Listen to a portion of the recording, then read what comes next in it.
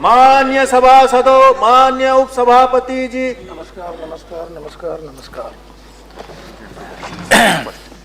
Private members legislative business bill for introduction. The compulsory imparting of moral education institution bill. Narendra Kumar Kashyap. उपसभापति महोदय, मैं प्रस्ताव करता हूं कि देश में शिक्षा के प्राथमिक और माध्यमिक स्तर पर अनिवार्य नैतिक शिक्षा प्रदान करने और उनसे संबंधित तथा उनके आनुषंगिक विषयों का उपबंध करने के लिए विधेयक को पुनर्स्थापित करने की अनुमति दी जाए. Yes. Question is that leave be granted to introduce the bill. Those in favor, please say aye. Those against, please say no. I think the ayes have, the ayes have, the ayes have it. You introduce the bill.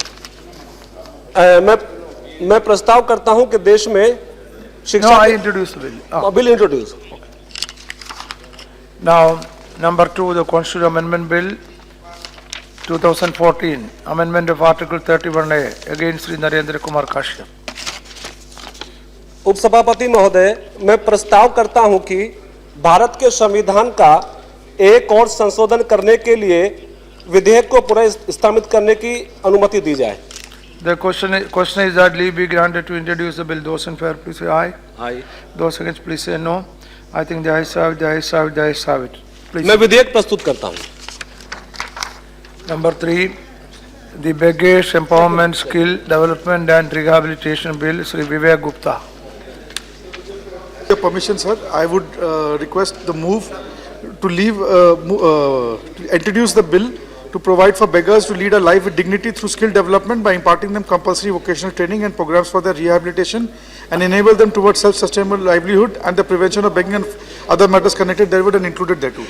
The question is that leave be granted to introduce the bill. Those in favor, please say aye. Aye. At least you must say aye. Those in favor, please say aye. Those against, please say no. I think the ayes have it, the ayes have it, the ayes have it. Now introduce the bill. Sir, I introduce the bill. Yes. Now compulsory promotion, utilization, supply and access of renewable energy bill, Sri Vivek Gupta.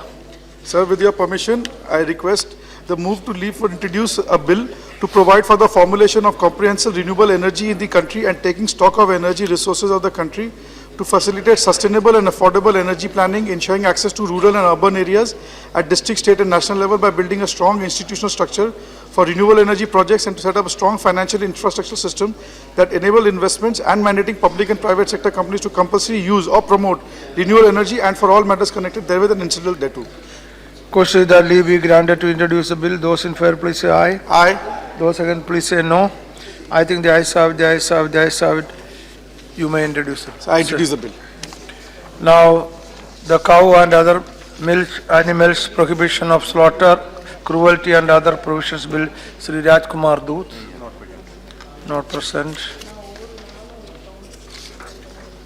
Again, Sri Rajkumar Doot, not present. Next bill also Rajkumar Doot, not present. Constitution Amendment Bill, Amendment of Article 58, Mansukh L. Mandavia, not present. Compulsory registration against Sri Mansukh L. Mandavia, present. The Child Development Program Coordination Agency Bill 2015, Sri Prabhat Jha, not present.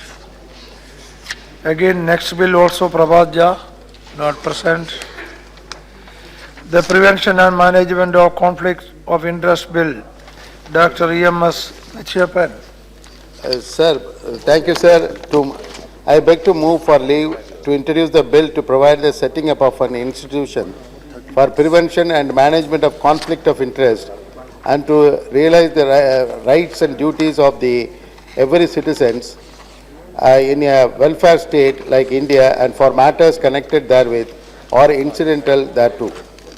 Yes, the question is that leave be granted to introduce the bill. Those in favor, please say aye. Aye.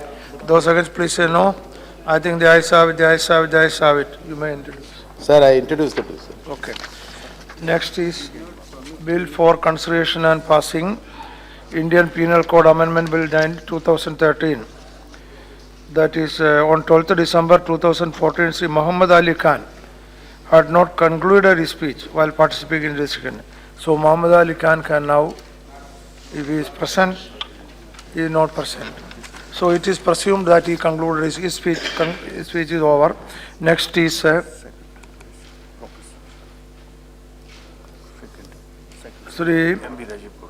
Rajiv Gowda. Yes, Professor M.B. Rajiv Gowda. Thank you, Deputy Chairman, sir. I rise to support the private member bill proposed by Sri Balgopal. So, as you know, this bill addresses the issue of corruption and the penalties that need to go along with it.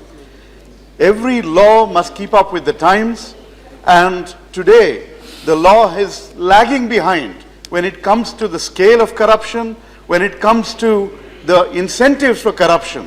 It is extraordinarily important that the law is updated to ensure adequate deterrence, appropriate punishment, and restitution.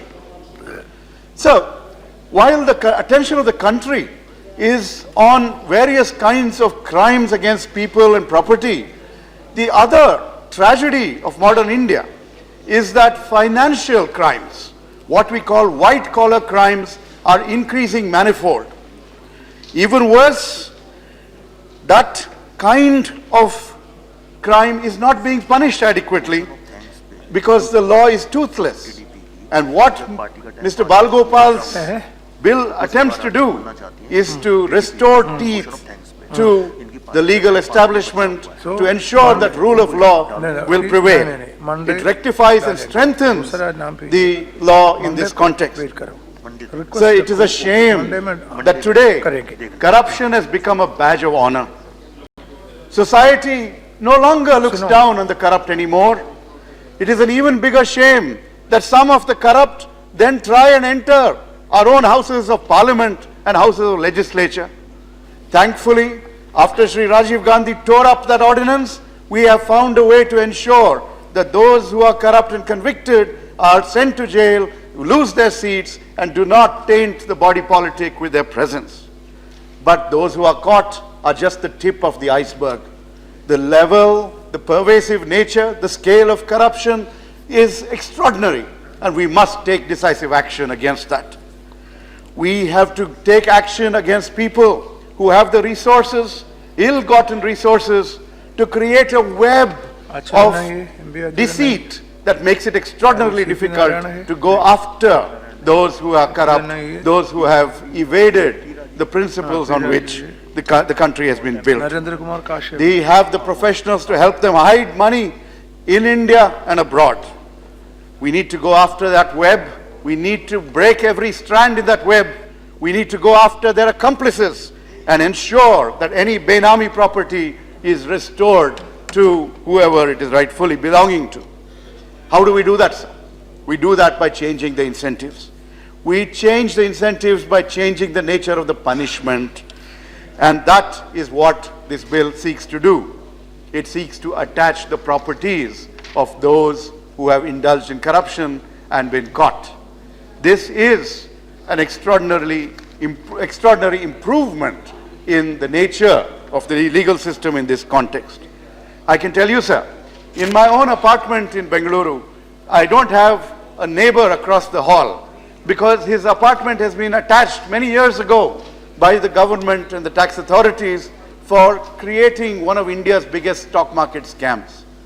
And that is just an indication that such kinds of legal punishments are available under different legal provisions. There are such provisions under the Coffee Posa law.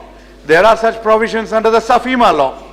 And even when we look at the Administrative Reform Commission of Sri Veerappa Moily, headed by Sri Veerappa Moily, he also talked about, in the context of public servants, corrupt public servants and forfeiture of property, he also suggested that the Commission is of the view that for confiscation of the property of a public servant convicted for possession of disproportionate assets, the law should shift the burden of proof to the public servant who is convicted.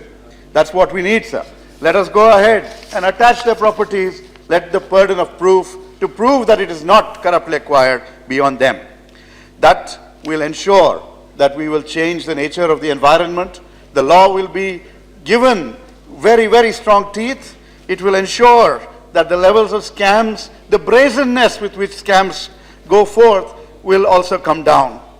If we adopt this law and make the changes, we will set in motion a virtuous cycle, sir.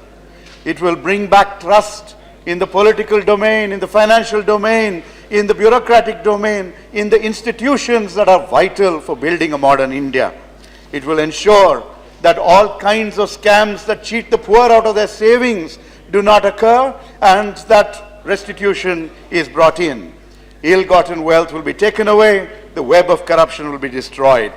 Sir, if there is any meaning to the term Swachh Bharat, it is this kind of law that will bring about that kind of goal by eliminating the corrupt and sending them to jail and ensuring that their properties are attached. Let us go forth, and I urge the House to support and the government to support the law proposed, the bill proposed by Shri Balagopal, and I commend it to the House for passage. Thank you. I think Mr. Kashyap.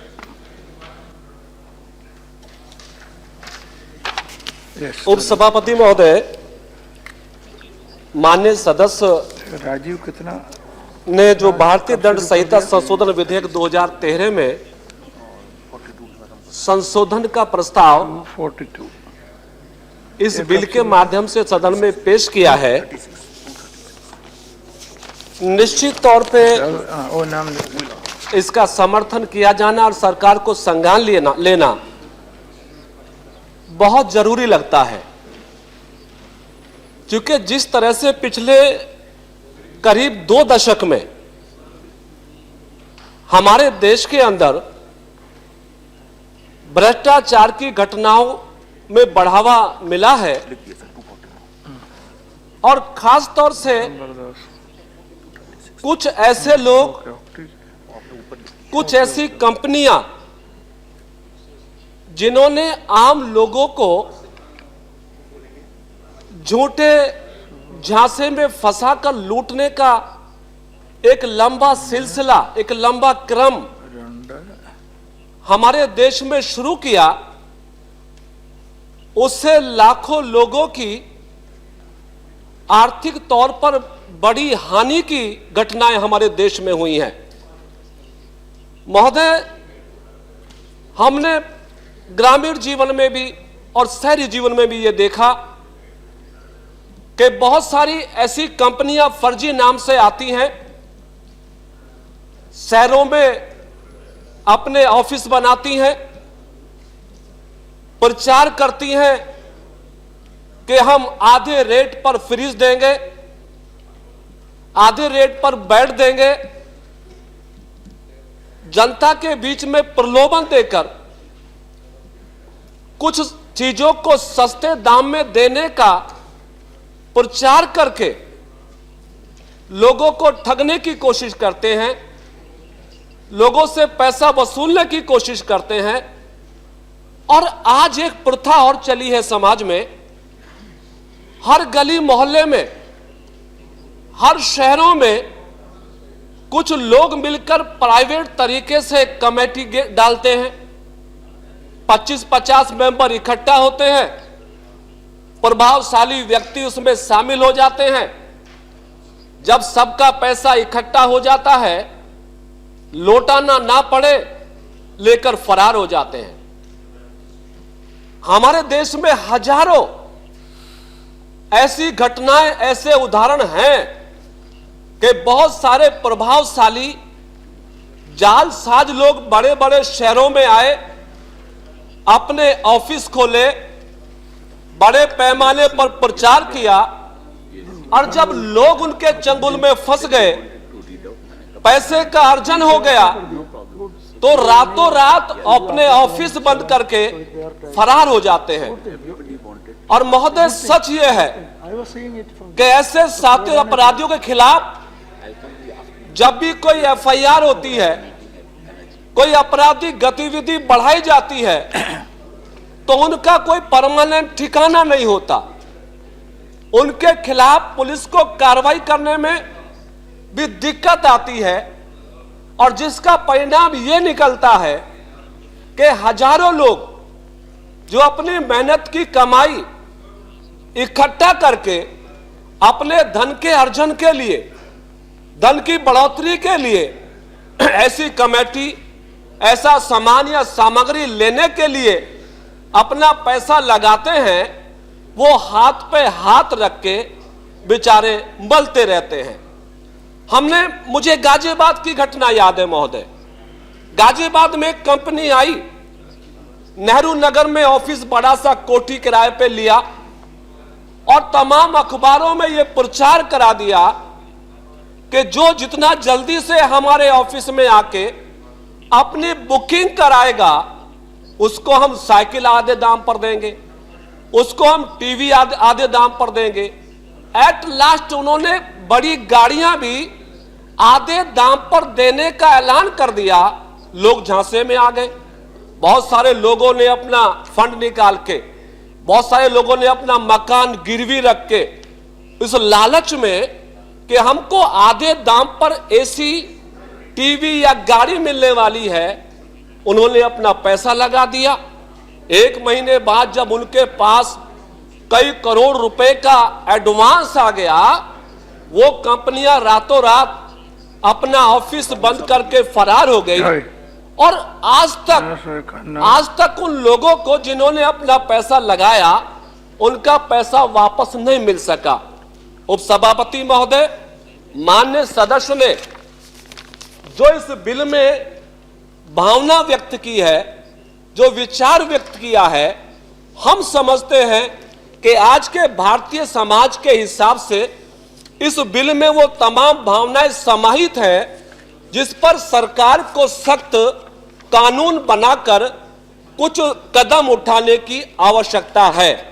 हालांकि Indian panel code में और बहुत सारे provisions हैं, 420 भी धारा हमारे section में है, 467 तमाम तरह के प्रोविजन हैं, लेकिन जो सातिर लोग हैं वो अपनी जालसाजी से लोगों को लूट कर चले जाते हैं और उनके खिलाफ कोई कार्रवाई नहीं होती। उपसभापति महोदय, चूंकि इस बिल के माध्यम से जिस खास बात पर ध्यान दिलाने की कोशिश सरकार को की गई है, उसमें हमारे इस बिल के माध्यम से इस बात को उठाया गया है कि जिन लोगों ने कपटपूर्ण तरीके से धन का अर्जन किया है, इस बिल में इस बात को प्रावधान किया गया है कि यदि उनके खिलाफ कोई कार्रवाई आईपीसी में की जाती है तो गलत तरीके से अर्जित की गई संपत्ति भी सरकार को वो अपने कब्जे में लेनी चाहिए, ताकि वो बेईमानी और कपटपूर्ण तरीके से अर्जित की गई संपत्ति सरकार को के कोटे में आ सके, सदस्य खाते में आ सके और उनके खिलाफ सख्त कार्रवाई हो सके। इसलिए उपसभापति महोदय, मैं इस बिल का समर्थन इसलिए करता हूं क्योंकि ये बिल आज की जरूरत है। खासतौर से जो 420 जालसाजी करने वाले लोग हैं, उनके खिलाफ कार्रवाई हो और देश के लोगों को राहत मिल सके। इसलिए सरकार इस पे ध्यान दे, इस पे विचार करे। आपने समय दिया, आपका धन्यवाद। धन्यवाद Kashyap ji. Now Shri P Rajeev. Thank you, sir. I support the bill moved by my colleague and comrade Ken Balagopal to amend the Indian Penal Code. Sir, it is the duty of the Parliament to update the existing legislation considering the prevailing objective realities in the country. Now, the government had initiated, not now, but from 1991 onwards, the government initiated the neoliberal policies. That is liberalization of the economy. Then we are hearing and seeing several big scams in this country, sir. Not speaking. The major threats to the economy or these crimes, that is including corruption, black money and NPA. NPA is not considered as a offense, but it is a serious threat to the economy. Now, we should consider whether the existing legislations are sufficient to address this serious threat to our economy. Received at what time? In this bill, our then colleague Balagopal tried to strengthen the existing legislation through his amendment to bring back the money which goes to the common man in this country. Sir, the BJP and Modi ji stated in the rallies, if we come back to the power, we would bring back the black money to this country. Sir, we have seen several ordinances. The government promulgated an ordinance to amend the Insurance Act to enhance the FTA limit from 26 to 49%. We have seen another ordinance to amend the existing Land Acquisition Act. Before it has been implemented, the new amendment against interest of the farmers to protect the interest of the corporates. We have seen other ordinance to amend the existing Coal Act to denationalization of this coal sector, sir. But we never heard about an ordinance or any initiative to bring a legislation to bring back the black money to our country, sir. That was their election promises. We expect the first ordinance before the parliament session, the government would come with an ordinance to strengthen our system to bring back the black money to our country, sir. That has not happened. Now, sir, as per these statements on objects of this bill, Paragopal correctly stated that this existing system should be strengthened to attachment or recovery of the property amassed by use of unfair means along with the punishment specified in the law. This Indian Penal Code, most of the sections deal with these corruption or these scams. It is pre-1991. Like BC and AD, we can divide the economy of the country before 1991 and after 1991. Before 1991 is another scenario. After 1991, that is the neoliberal regime. These IPC provisions are before 1991. These corruption and big scams are the child of the neoliberal policies of the government. Yes, that is true. It was there before 1991, but these big scams, this type of big amounts involved, it is the product of the neoliberal policies. The policies has given enough space for these culprits to make all these evil activities done. Sharda scam, Satyam scams, more than 15,000 crores involved in this Sharda scam, but it is only a tip of the iceberg. And there is some banking financial institutions, they are collecting several monies. Recently, I read an advertisement in newspaper, sir. The gold jewelries, they are collecting money, monthly installments. After 5 years, 10 years, they can purchase gold. Any law in the land allows the gold jewelries to collect money from the people or consumers. Any law in the land. Sir. But they are doing all these things and giving advertisement in the newspaper. After 5 or 6 years, we would hear the collapse of these type of jewelries, sir. Thereafter, we are thinking about that. Very important point. Then the government should note this issue, sir. These people are trying to find out new instruments to cheat the common man in this country. In my students' days, we are hard to take a mangium. Whether the gold business people can collect money like that. They are collecting money, and after some years, God alone knows whether they will give it back. Nobody knows whether they will exist. Nobody knows these jewelries. After collecting monies, sometimes we cannot find them. Then this is the new method of cheating, sir. These people are trying to find out new instruments to cheat the common man in this country. After all things has happened, we are thinking about this. Oh, this has happened. Then what is to be done? Then this type of amendments is the need of the day. There is no clauses in the existing acts to bring back the money to the to these people. Actually, the SAFEMA Act, there is some provision. That is a good provision. That is the 1976 Act to bring back the money to attach the properties of the close relatives. That act deals all these things. So, considering the implementation of that clauses in SAFEMA Act, this IPC should be amended, considering all these recent developments in this country. So, sir, I would not like to take You have more to come time. to the chair. Yes, I So am be brief. supporting this bill. This is a very good initiative. Actually, this Prevention of Corruption Act also doesn't have this type of clauses.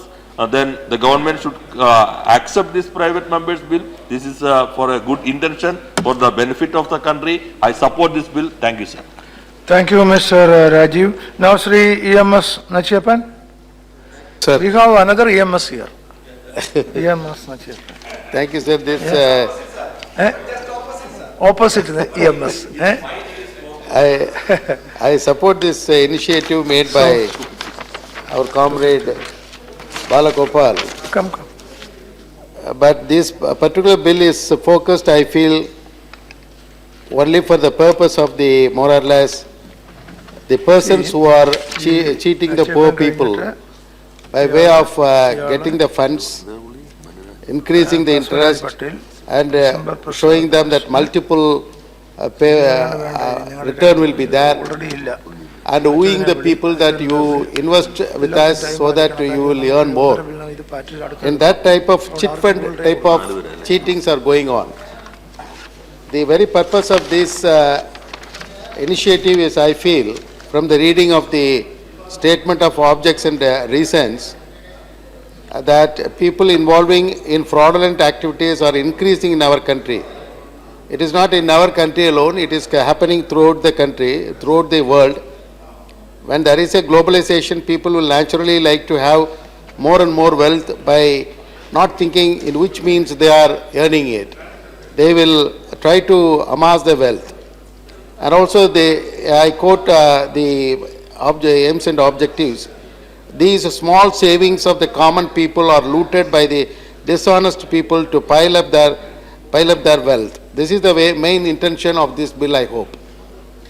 But when the mover wants to have amendment of section 206 of the Indian Penal Code and 207, that when the accused person is convicted, he is undergoing only the imprisonment or fine, and the properties which were purchased during the period of the malpractice and utilizing that money should also be attached and forfeited to the government. That was the main intention of this bill. But I feel, sir, that there is more and more consequences are coming up now. The Anti-Corruption Act, which is now interpreted by many of the courts, that there is no need to find out where that money has been put up in investment or any such thing. Merely proving of the act of corruption is sufficient. Where that money is invested, how it is invested, these are all not the issue of investigation.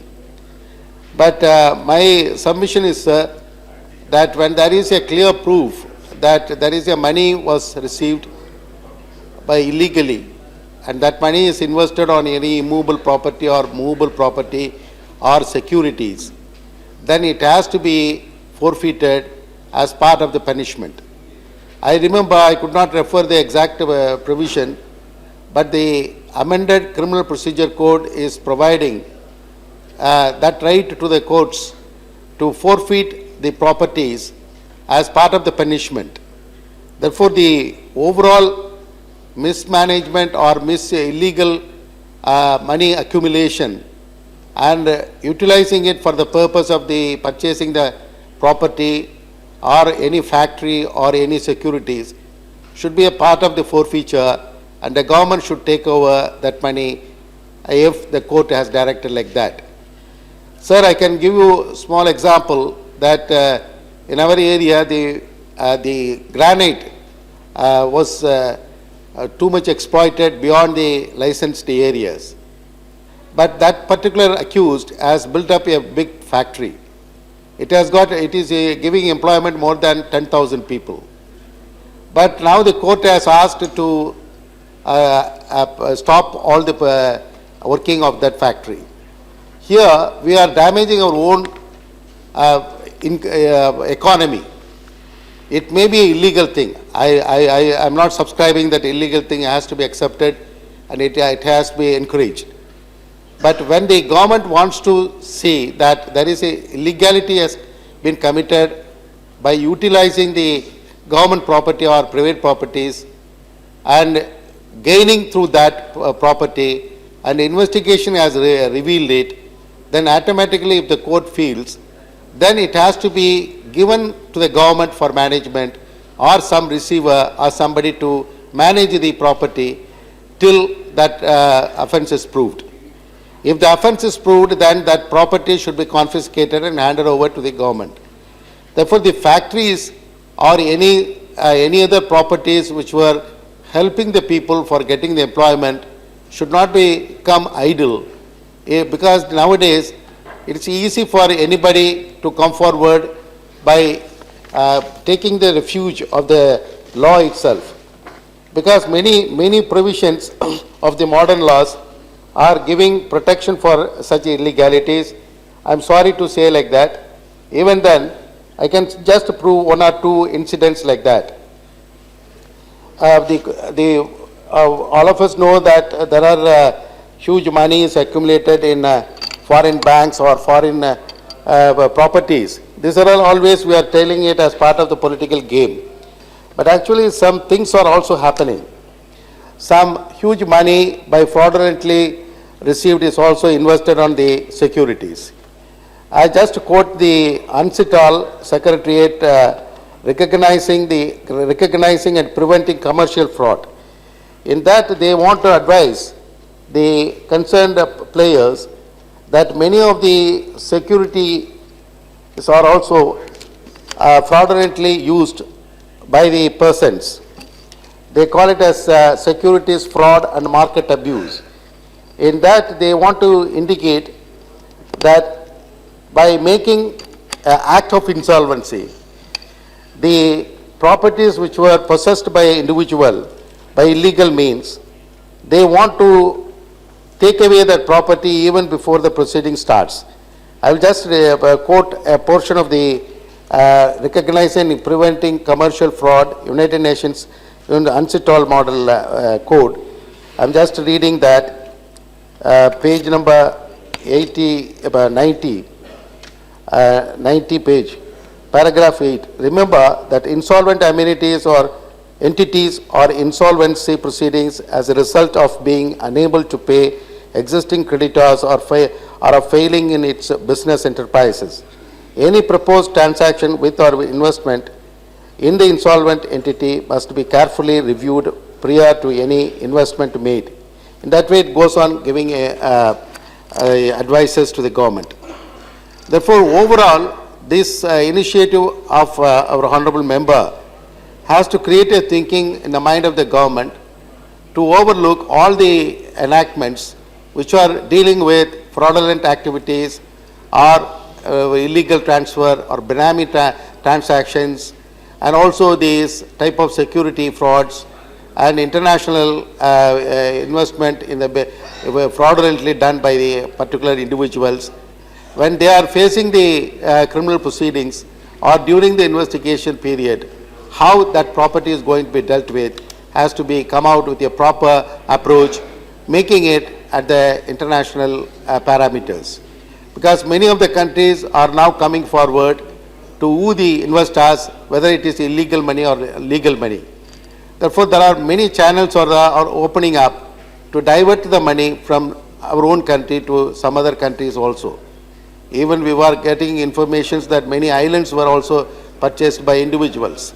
Therefore, it has to be seen that overall white paper has to come from the government of India, how you are going to look at that approach so that the investors who are making investment in India feel free that there is a transparency and there is a rule of law and everything will be looked after properly if we are doing the investment in India.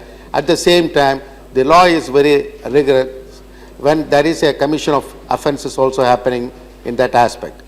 With this observation, I fully support this bill, sir, initiative. Thank you very much. Thank you, Sri Basuraj Patil ji.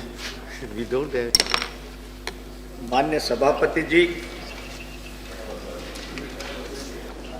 ये जो संशोधन संविधान के इस bill के द्वारा जो लाने का प्रस्ताव रखा गया है, एक प्रकार अभी जो प्रस्तुत संविधान के अंदर के कानून के अंदर कुछ ऐसे अपराधी है जो पकड़े नहीं जाते हैं और इलीगल ढंग से बड़ी मात्रा में संपत्ति को इकट्ठा करते हैं, और वो इतने भी होशियार होते हैं कि अपने नाम से संपत्ति नहीं रखते हैं और अपने नाम से पैसा भी नहीं रखते हैं, किसी के नाम से बनाते हैं।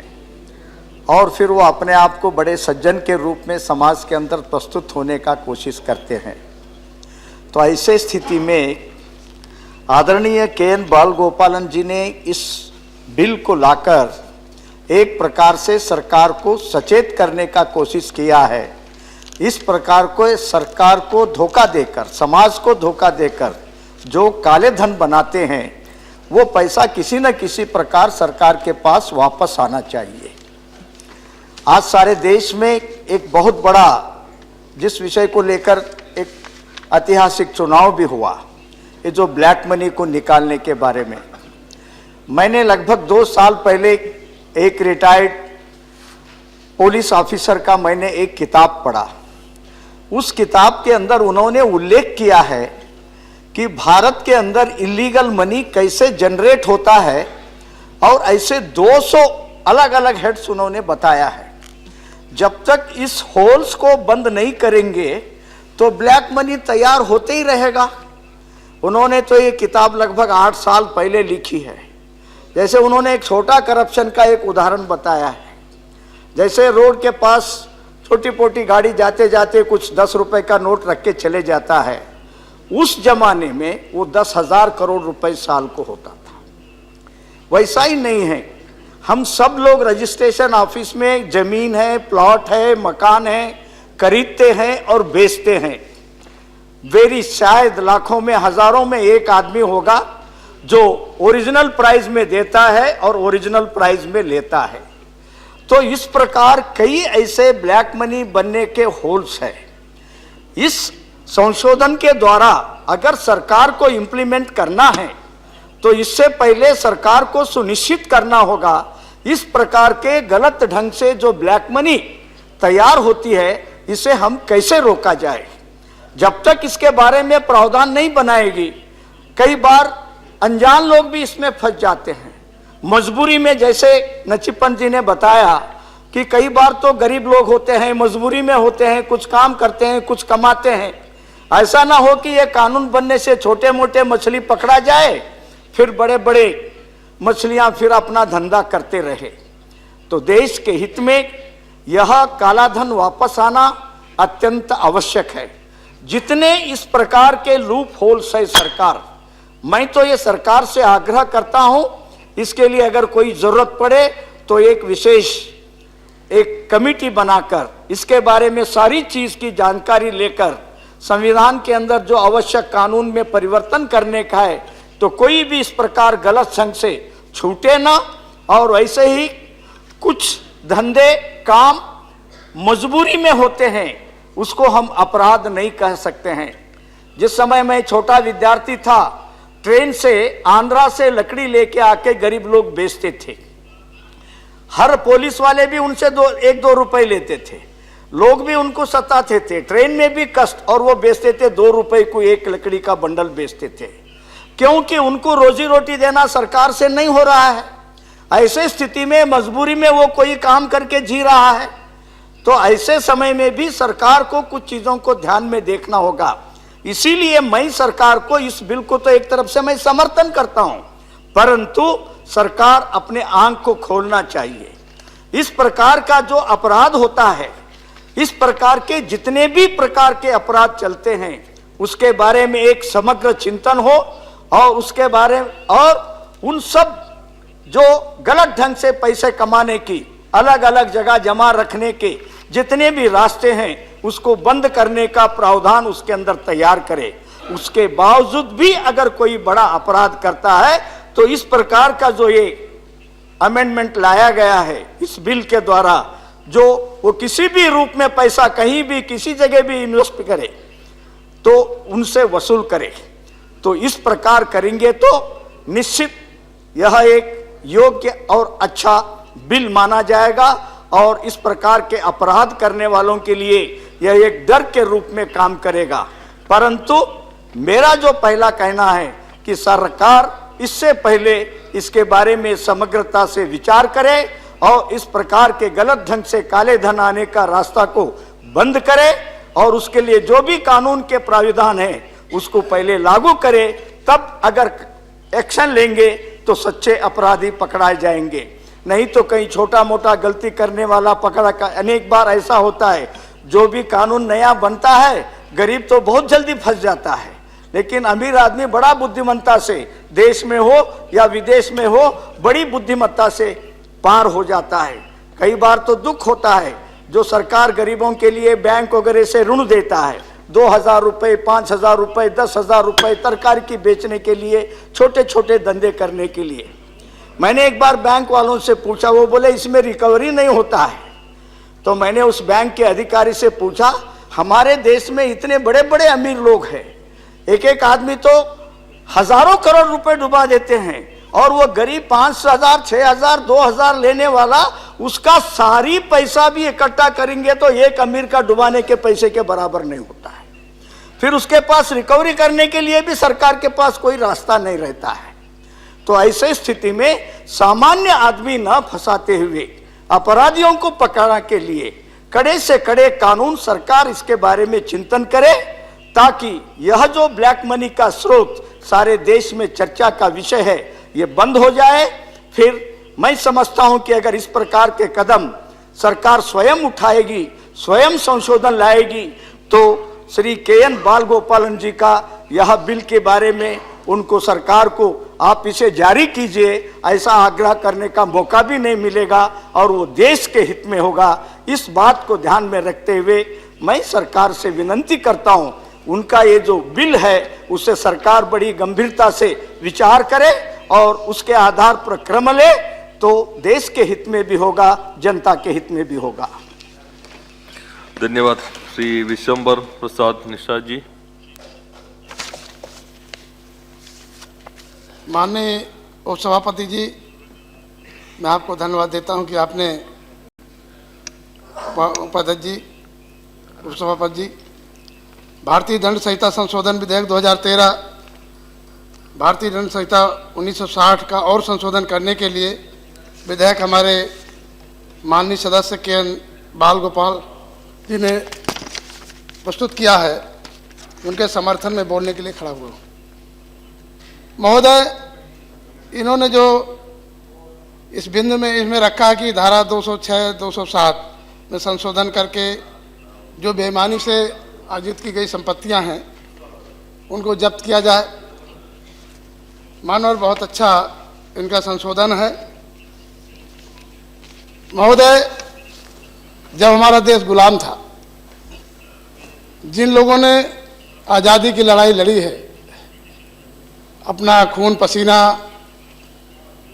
अपना घर द्वार सब बर्बाद करके सपना देखा था कि हमारा देश आज़ाद देश होगा और उसमें सभी को शिक्षा, सुरक्षा, मकान, रोटी, कपड़ा, मकान मिलेगा। वो सपने के आधार पे हमारा आज देश स्वतंत्र हुआ, लेकिन देश आज़ाद होते ही उनके, हमारे महापुरुषों का सपना चकनाचूर मुट्ठी भर लोगों ने कर दिया। जिन लोगों के हाथ में सत्ता आई, मंत्री कोई बनता है तो पहले पूछता है कि कौन सा मालदार मंत्रालय है, वही मैं मंत्री लूंगा, उसी में लड़ाई झगड़ा होता है। कोई कहता है फला नहीं तो मेल नहीं, हमारा समर्थन वापस। जो भी अधिकारी, आईएएस अधिकारी या कोई भी होता है, वो कहता है मालदार मुझे विभाग चाहिए। जब ये सोच बनेगी लोगों की तो देश हमारा किधर जा रहा है। आज स्थिति यह है, हमें याद आती है प्रेमचंद की कहानी नमक का दरोगा। उसमें हम नहीं जाना चाहेंगे, उन्होंने कहा था कि वेतन तो ईद का चांद है। तो आज जो मानसिकता लोगों के घर कर रही है, बेईमानी से संपत्ति कब्जा करना, आज उद्योगपति शिक्षा के क्षेत्र में घुस गए, व्यवसायिक शिक्षा, सारे जितने देश के संस्थान है धीरे धीरे करके उद्योगपतियों के हाथ में आ रहे हैं। जितना मीडिया, उनके सब मालिक बन गए। अब अच्छे आदमी की कोई सही घटना छपेगी नहीं, चाहे जिस अच्छे आदमी को बुरा बना दे, चाहे जिसको खराब बना दे। देश में चुनाव हुआ 2014 का, मोदी जी आए, इन्होंने सपना दिखाया, काला धन वापस लाएंगे, 15-15 लाख वापस देंगे, नौजवानों को रोजगार देंगे, किसानों को 1.5 गुना उपज का मूल्य देंगे। देश के सारे लोग झूठे वादों से जो है प्रभावित होकर के सरकार बनाने का काम किया। आज 9 महीने में असलियत का पता चल गया। उनके राष्ट्रीय अध्यक्ष जी ने कह भी दिया कि ये तो चुनावी जुमला था, हमें करना कुछ नहीं है, कर भी नहीं सकते, हम काला धन कभी ला भी नहीं सकते। इसी तरह से क्योंकि इस देश के उद्योगपति ही पूरा देश चलाते हैं, चंदा देते हैं, पैसा देते हैं, फिर बेईमानी से जिसकी सरकार बनती है फिर उनका बेजा इस्तेमाल करके कूटनीतिक रचना करके जो है पैसा कमाने का काम करते हैं। कैसे हमारा देश किधर जा रहा है? जिन लोगों ने अपना खून पसीना, अपनी पूरी जवानी, भगत सिंह जैसे, चंद्रशेखर आजाद जैसे लोगों ने हंसते हंसते अपनी फांसी के फंदे पे झूल गए, वो क्या सोच रहे होंगे? ये हमारा देश किधर जा रहा है? आज देखने में मिल रहा है हमारी 125 करोड़ से ज्यादा आबादी है, लोगों के रहने के लिए मकान नहीं, और कुछ लोगों के पास इतने ज्यादा मकान है उनके कुत्ते बिल्ली भी अगर सब जगह रहते हैं तो भी उनके पास फालतू मकान रहने के लिए बने रहते हैं। पहले एक जमाना था कि जब जमींदारी आई तो लोगों ने फटाफट बबूल सिंह, पीपल सिंह, अपने कुत्ता के नाम, बिल्ली के नाम, पेड़ के नाम, पौधों के नाम, सबके नाम जमीनें कर ली। उसमें जब जांच पड़ताल हुई थोड़ा उसका संशोधन हुआ, लेकिन अब एक आदमी 100 कंपनी बना करके अनपढ़ अशिक्षित आदमी को नौकरी में रख लेता है। उसको पता नहीं, उसके 10-10, 20-20 खाते खुलवा दिए, कंपनी के नाम फ्रॉड बनवा दिए। आदमी मालिक एक है, सारा लाभ उसको मिल रहा, और अगर कहीं पकड़ा भी गया तो बेचारा मजदूर जो 2000 रुपये, 3000 रुपये में नौकरी करता है वो पकड़ा जाता है, वो जेल जाता है। असली मालिक जो है या तो विदेश चला जाता है या तो दिल्ली में, कलकत्ता में, बॉम्बे में बैठ करके वहां से मॉनिटरिंग करता है, कहता है चिंता न करो। जैसे कोई बड़े मालिक का लड़का एक्सीडेंट कर देता है गाड़ी से, किसी का, उस आदमी की मौत हो जाती है तो कोई ड्राइवर ढूंढा जाता है, जो आदमी जिसकी माँ बीमार है, जिसको पैसे की आवश्यकता है, उसकी पत्नी बीमार है, जिसकी लड़की की शादी होनी है, उसको 1 लाख 2 लाख की आवश्यकता है, उसको ढूंढा जाता है। वो कहता है भैया 2 लाख रुपए ले लो, तुम ड्राइवर हो, तुम कह दो कि मैंने गाड़ी चला करके जो है एक्सीडेंट किया है। तो ऐसे लोग जो निरीह लोग हैं, गरीब लोग हैं, वो लोग कबूल करते हैं और असली आदमी जो है जेल से, सजा से बच जाता है। ये कानून जो धारा 206, 207, इसमें पर्याप्त प्रावधान नहीं, इसमें संपत्तियां जब्त की जाना चाहिए। क्योंकि हम देख रहे हैं कि आज पूरे देश में तमाम चिट फंड कंपनियां, एक चिट फंड रजिस्ट्रेशन एक्ट है उसमें रजिस्टर्ड करा लिया। रजिस्टर्ड कराने के बाद चाहे जितना काला धंधा करें उनकी कोई रोक नहीं है। तो हम केंद्र सरकार से निवेदन करेंगे, मंत्री जी से, कि इनमें निगरानी रहनी चाहिए। आज स्काई बाजार चल गया, विज्ञापन पे सारा पैसा, अब मार्केट का पैसा विज्ञापन के माध्यम से जो प्रचार करते हैं कि हमारी फला प्रोडक्ट बहुत अच्छा है, उसमें सारा का सारा पैसा जाता है, गरीब लोगों का जाता है।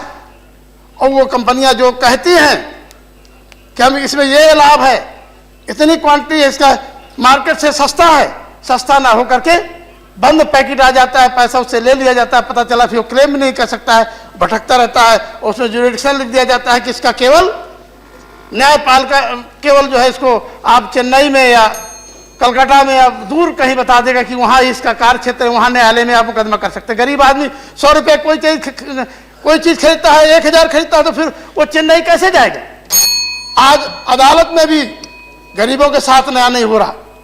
आज छोटा आदमी, गरीब आदमी छोटा मकान बना लिया, बड़े पूंजीपतियों का अगर हाईवे में पड़ गया है या उनकी बगल में मार्केट है, उनका कोई कारोबार होना है, तो उनको रातों रात पुलिस प्रशासन से मिलकर गिरा दिया जाता है और उल्टे उसी को जेल भेज दिया जाता है। क्योंकि गरीब आदमी के पास पैसा नहीं है, वो अच्छा वकील नहीं कर सकता, न्यायालय में ओबलाइज नहीं कर सकता, उसके पक्ष में न्याय नहीं जाएगा। तो आज माननीय उपसभापति महोदय, आज अंधा कानून चल रहा है, उसको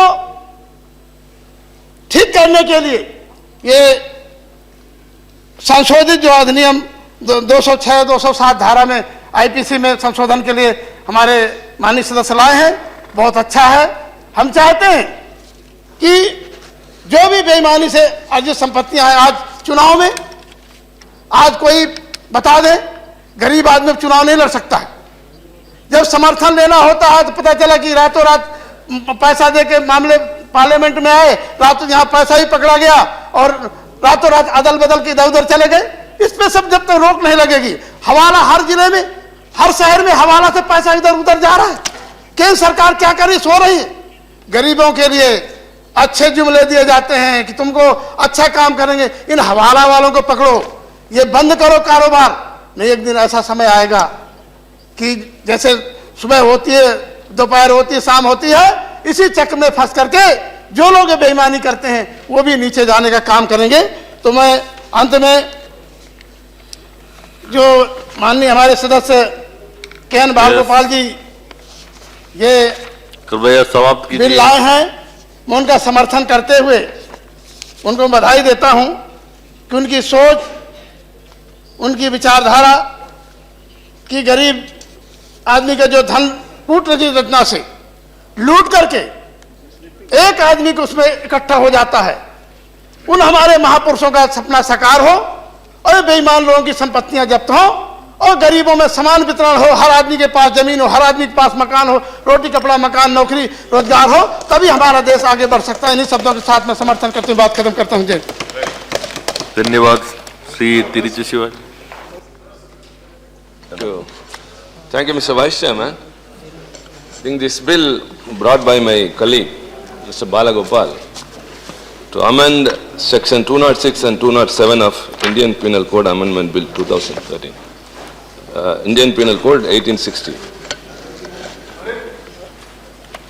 Honorable Minister, Mr. Chaudhary has to enlighten me, because all those which were discussed before me, I think were in connection with black money and chit funds which cheat the common people and all. But I would like to seek a clarification that this section 206 and 207, 206 says fraudulently removal or concealment of property to prevent its seizure as forfeited or in execution. Whoever fraudulently removes, conceals, transfers or delivers to any person any property or any interest therein, intending thereby to prevent that property or interest therein from being taken as a forfeiture or in satisfaction of a fine under a sentence which has been pronounced or which he knows to be likely to be pronounced by a court of justice or other competent authority, or from being taken in execution of a decree or order which has been made or which he knows to be likely to be made by a court or justice in a civil suit, shall be punished with imprisonment of either description for a term which may extend to 2 years or with fine or with both. Section 207 says fraudulent claim. Section 206 says fraudulent removal or concealment of the same property. So I think there is nothing other than this is against the judgment of a court. It is in violation of a judgment. So when a person is punished with a fine or imprisonment, I hope that the property which has been concealed would automatically be reverted, since it is the order of a court. The amendment which has been suggested by my colleague is that after the words which may extend to 2 years or with fine or with both, and the property so concealed or transferred or delivered shall be recovered from the person or whom it has been transferred. Sir, there are so many legal luminaries here. Sigmi ji is here, my colleague Mr. Muthukarpan, Manoj Pandyan, many other people, even Nachiappan. I think so far, I think we have dealt out of the subject. Kindly, so the minister has to enlighten me. When it is against the order or a suit which has, or a degree which has been pronounced by a court of law, If it is in violation, automatically I think along with the punishment, the property has to be reverted. If it is not so, I support this bill because I feel, basically I don't want to elaborate, I think there is nothing much more to speak on this. I want to stick to the point. I don't want to speak what all frauds are going on in the country in this bill. The only thing is, when it is in violation of the degree of a court or a judgment pronounced by a court, whether the property will be reverted or not. And in my view, I just say that any term in law should not be implicit. It should be explicit. We will not leave everything, excuse me. Any degree is concealed by any person, these sections are applicable. Make a pardon? Any person is concealed to the judgment of these sections are applicable. These sections? Yes, yes. At least in that point, you are in a unanimity. Yeah? So, if at all it has to be explicit, this could be amended. Or else the minister has to enlighten us. It automatically says, when the person is fined or imprisoned, the property which has been attached, which has been, I think, intended for a forfeiture in satisfaction of a fine by a court of law, whether it will come back or it has to be amended in the law. This is it, sir. With this, if it need be, I support this bill, but it's a very good discussion. I think the Honorable Minister will enlighten the House with this. Thank you very much. Thank you, Shivaji. Sri Shantaram Naik. To support this bill, Indian Penal Code Amendment Bill 2013, moved by my friend Sri Bal Gopal. The limited purpose of this bill is to prevent fraudulent removal of any property which is liable to attachment. 206. And second is fraudulent claim to prevent seizure of any property. These are the two important sections which are sought to be amended by this bill moved by Sri Bal Gopal ji. You may see, Chairman Sir, that in this country today, there is no state where frauds are not taking place and people and the government are helpless with respect to the frauds which are being committed. I am referring to the major cheat fund fraud throughout the country. No state is spared.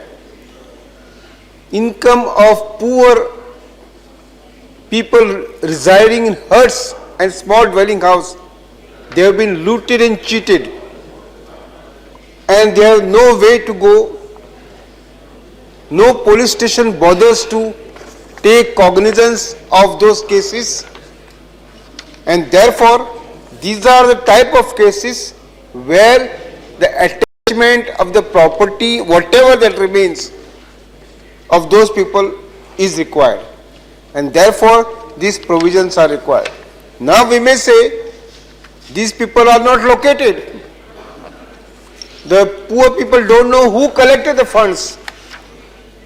We don't know whereabouts of those persons. And therefore, what is the method? But there may be cases where their funds are located. They may be having properties. In such circumstances, state government and the police machinery should not be helpless in locating those properties.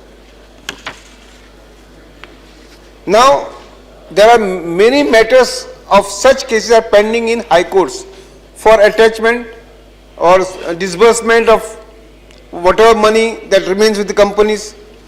But high courts in dealing with these matters, appointing liquidator, etc., they have got very limited powers. We have seen those who are going from pillar to post to see that something they get from these courts, but hardly any amount reaches the hands of these people. Therefore, these provisions can be useful, can be made effective only if a provision for attachment is made with whatever property remains with them. It is the police station who should work a primary role. Maybe they may not aware, but if moment they come to know that a cheat fund company or a group has looted them, if the police machinery becomes active, I think within a few months those people will be located. It is only when police say, oh, what we can do, it's a civil matter and things like that, then the people get advantage. Secondly, I would like to submit that during my tenure as chairman of the public grievance and personnel, that we have recommended a legislation regarding prevention of corruption. Earlier, under Prevention of Corruption Act, there was no effective provision to attach property. Now, there are clauses from 18A to 18L in that bill. I think it was a duty of the government which claims to be against corruption to get this bill passed. Why this bill is lingering for so many months without being touched? There in that bill, investigation authorities have been given power. Investigation officer will have power to attach with the permission of the government.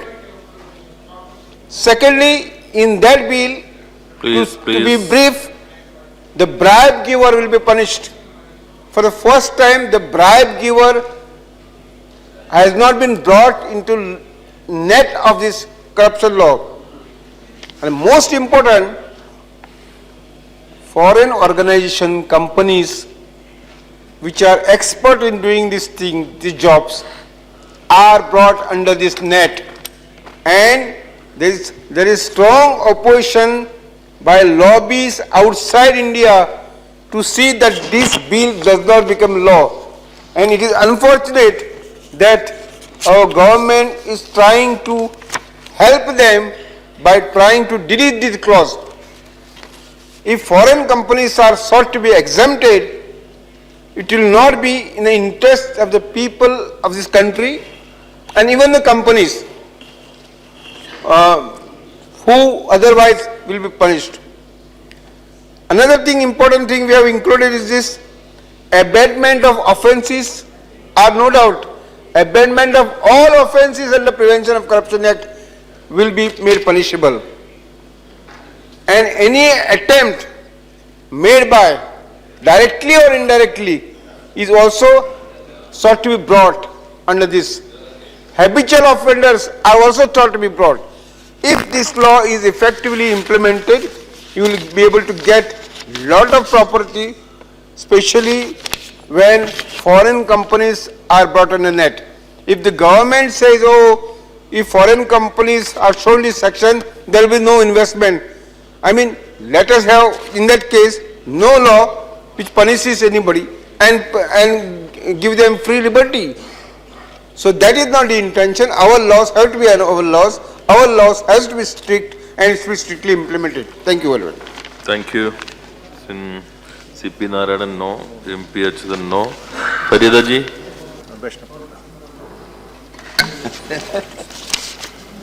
So, thank you, sir, for allowing me to speak a few words. Rather, I was provoked to speak on this bill, and I congratulate my colleague and Balgopal ji bringing this amendment to our Indian Penal Code, sir. This corruption, the fraudulent way of amassing public money, has become the practice of this country. And the way this and in the speed it is spreading to different spheres of our life, including administration, politics, economy, and very domain of our social moral, is quite dangerous, sir, for the democratic system of our country. Now, sometimes we are feeling helpless. In many occasions, there are laws against these fraudulent practices, corruption, or illegal way of acquiring money, the public money. But these laws are not properly implemented by the authorities. So the people, those who are involved in these criminal activities, they are not properly punished or brought to the books. There are certain loopholes in our penal code which is now brought to the notice of this House by our friend Mr. Balgopal, that unless we rectify those loopholes in our legal system or the law, we can't catch these pieces, the black money makers of our society, sir. As we all know, many of our economists expressed their view that the share of black money in our economy is more than 50%. And the black money inside our country, black money outside the country is now have created a great challenge for our nation how to tackle it. In this context, I may repeat the views of Mr. Santaraman regarding the cheat funds. Odisha is one of the states of India, like West Bengal. Next to West Bengal, the poor people of our country, of our state, they were cheated for years together by these fraudulent cheat fund companies. And sometimes the government, the administration remained silent. They could not catch them in time, couldn't impose restrictions in their activities in time. So more than 10,000 crores of rupees are looted by these cheat fund companies now. Now the question comes, they are quite visible and they have the assets, they have the offices and they have the organizations, and in West Bengal and in Odisha, many of them now inside the jail. But the question comes, those who have deposited their money, the poor people, the middle class, in these cheat fund accounts, to get better return from them, they are promised to get better returns. They are simply cheated. Now the state government or the central government should take immediate action, and through attaching the properties of those cheat fund companies or the persons and confiscate it and pay that money to the depositors. Now it is high time. Okay. And I think this the government, the Honorable Minister will look into this and also give his views how to take this manner. Thank you. Thank you, Faryadaji. Honorable Minister.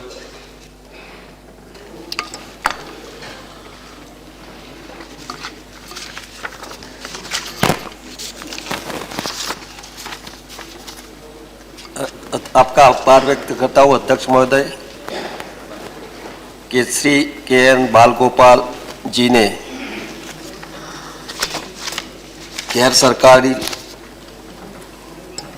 Bill जो लाए हैं और उनका खास मंशा है कि धारा 206 और 207 में कुछ शब्दों को जोड़ने को बोला है, खास करके 206 में उससे वसूली की जाएगी शब्दों का शामिल करने का अनुरोध किया है। 207 में भी कोई भी संपत्ति अतिरिक्त की गई वसूली जाएगी वो शब्दों का शामिल करने का अनुरोध किया है। ये आईपीसी 206 और 207 में इसके बारे में पूरे सदन में माननीय 12 राज्यसभा का सांसद ने उनके विचार व्यक्त किए हैं। मैं उन सदस्यों का जिक्र करूंगा। पहला श्री के.एन. बालगोपाल ने इंट्रोड्यूस किया, उसमें चौधरी मुन्नवर सलीम, श्री मोहम्मद अली खान, श्री राजीव गौड़ा, नरेंद्र कुमार कश्यप, पी राजीव, E.M. सुदर्शन नचेपन, बासवाराज पाटिल, विशंबर प्रसाद निषाद, तिरुचि शिवा, शांताराम नायक, विश्वंबर पारडिया, ये सभी सदस्यों ने जो विचार व्यक्त किए हैं उनको मैं आभार व्यक्त करता हूँ। खास करके हमारे बाल गोपाल साहब ने आईपीसी की धारा को 206 और 207 में कुछ संशोधन के लिए मांग की है। सभी सदस्यों ने बताया कि चिट फंड, बैंक का स्कैम, कई कंपनियों गरीब लोगों को लूटती है, उसके बारे में भी बताया। कई लोग छल कपट से किसी का मिलकत लेके भी दूसरों को बिक्री कर देते हैं, ऐसी बात भी लोगों ने बताया। ऐसी कई चीज़ें समाज में हो रही है, उसकी चिंता व्यक्त करते हुए हमारे बाल गोपाल साहब ने जो विचार व्यक्त किए उसका मैं समर्थन करता हूँ। लेकिन एक बात मैं बताना चाहता हूँ कि अभी जो धारा अपने पास आईपीसी की है 206 और 207, उसमें क्लियर कट लिखा हुआ है कि कोई भी व्यक्ति छल कपट से किसी की संपत्ति किसी को ट्रांसफर करेगा तो ट्रांसफर और अनट्रांसफरिंग दोनों को 2 साल की सजा होती है, दोनों को। और कोर्ट उसको 1 रुपया से लेकर करोड़ों रुपया तक क्या उसका दंड भी कर सकती है, और वो संपत्ति मूल मालिक को वापस भी दे सकती है। ये जो अपना सेक्शन है उसमें क्लियर कट लिखा हुआ है। वो मेरा दोस्त जो तिरुचि शिवा ने जो बोला वो सही बताया, उन्हें क्लियर कट किया कि सही समझा गया है कि प्रस्तावित संशोधन बिना न्यायालय को ये न्यायिक शक्ति के धोखाधड़ी से प्राप्ति की संपत्ति वापस करने का आदेश पारित कर सकती है। आईपीसी में सेक्शन में 206 और 207 में अतिरिक्त प्रावधान है कि ट्रांसफर और अनट्रांसफर दोनों को दंडित किया जा सकता है। दूसरे स्कैम के बारे में भी कई लोगों ने उल्लेख किया, तो स्टॉक मार्केट का स्कैम है तो उधर से भी है। कंपनी में जो कोई फ्रॉड करता है तो कॉर्पोरेट सेक्टर है, एनफोर्समेंट डिपार्टमेंट भी चलते हैं, ministry of companies act, corporate में जो कोई भी गलती करता है तो उसके लिए भी है। फाइनेंस में एनफोर्समेंट डिपार्टमेंट में अलग अलग तरीके से जो लोग फ्रॉड करते हैं उसके लिए अलग बात है।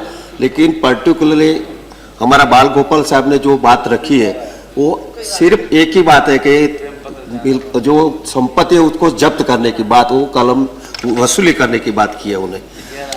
लेकिन अभी जो हमने आप सबको बताया, ऐसा भारतीय दंड संहिता की विद्यमान धाराओं 206 और 207 की स्कीम ये देखा जा सकता है कि विधानमंडल में साल पूर्वक किसी भी संपत्ति को हटाने, छुपाने, अंतरित करने, वितरित करने का दावा करने, स्वीकार करने हेतु दंड का प्रावधान न केवल ट्रांसफर क्यों है बल्कि ट्रांसफर भी है। कैद के अतिरिक्त जुर्माने का प्रावधान भी शामिल किया गया है, और जैसे ही जुर्माने पर कोई सीमा नहीं लगाई गई है, सक्षम न्यायालय अतिरिक्त जुर्माना लगाने का अधिकार है, जो इस प्रकार हटाई गई अंतरिक्त संपत्ति का मूल्य के बराबर। कई बार तो कोर्ट उससे भी ज्यादा दंड कर सकती है, संपत्ति से भी ज्यादा कर सकती है। इसके अतिरिक्त संबंध न्यायालय में ऐसी संपत्ति के संबंध में स्टेटस को आदेश पास करने का भी अधिकार होता है, जिससे इस प्रकार के ट्रांसफर को रद्द किया जा सकता है। ऐसी संपत्ति को मूल मालिक को वापस भी दी जा सकती है।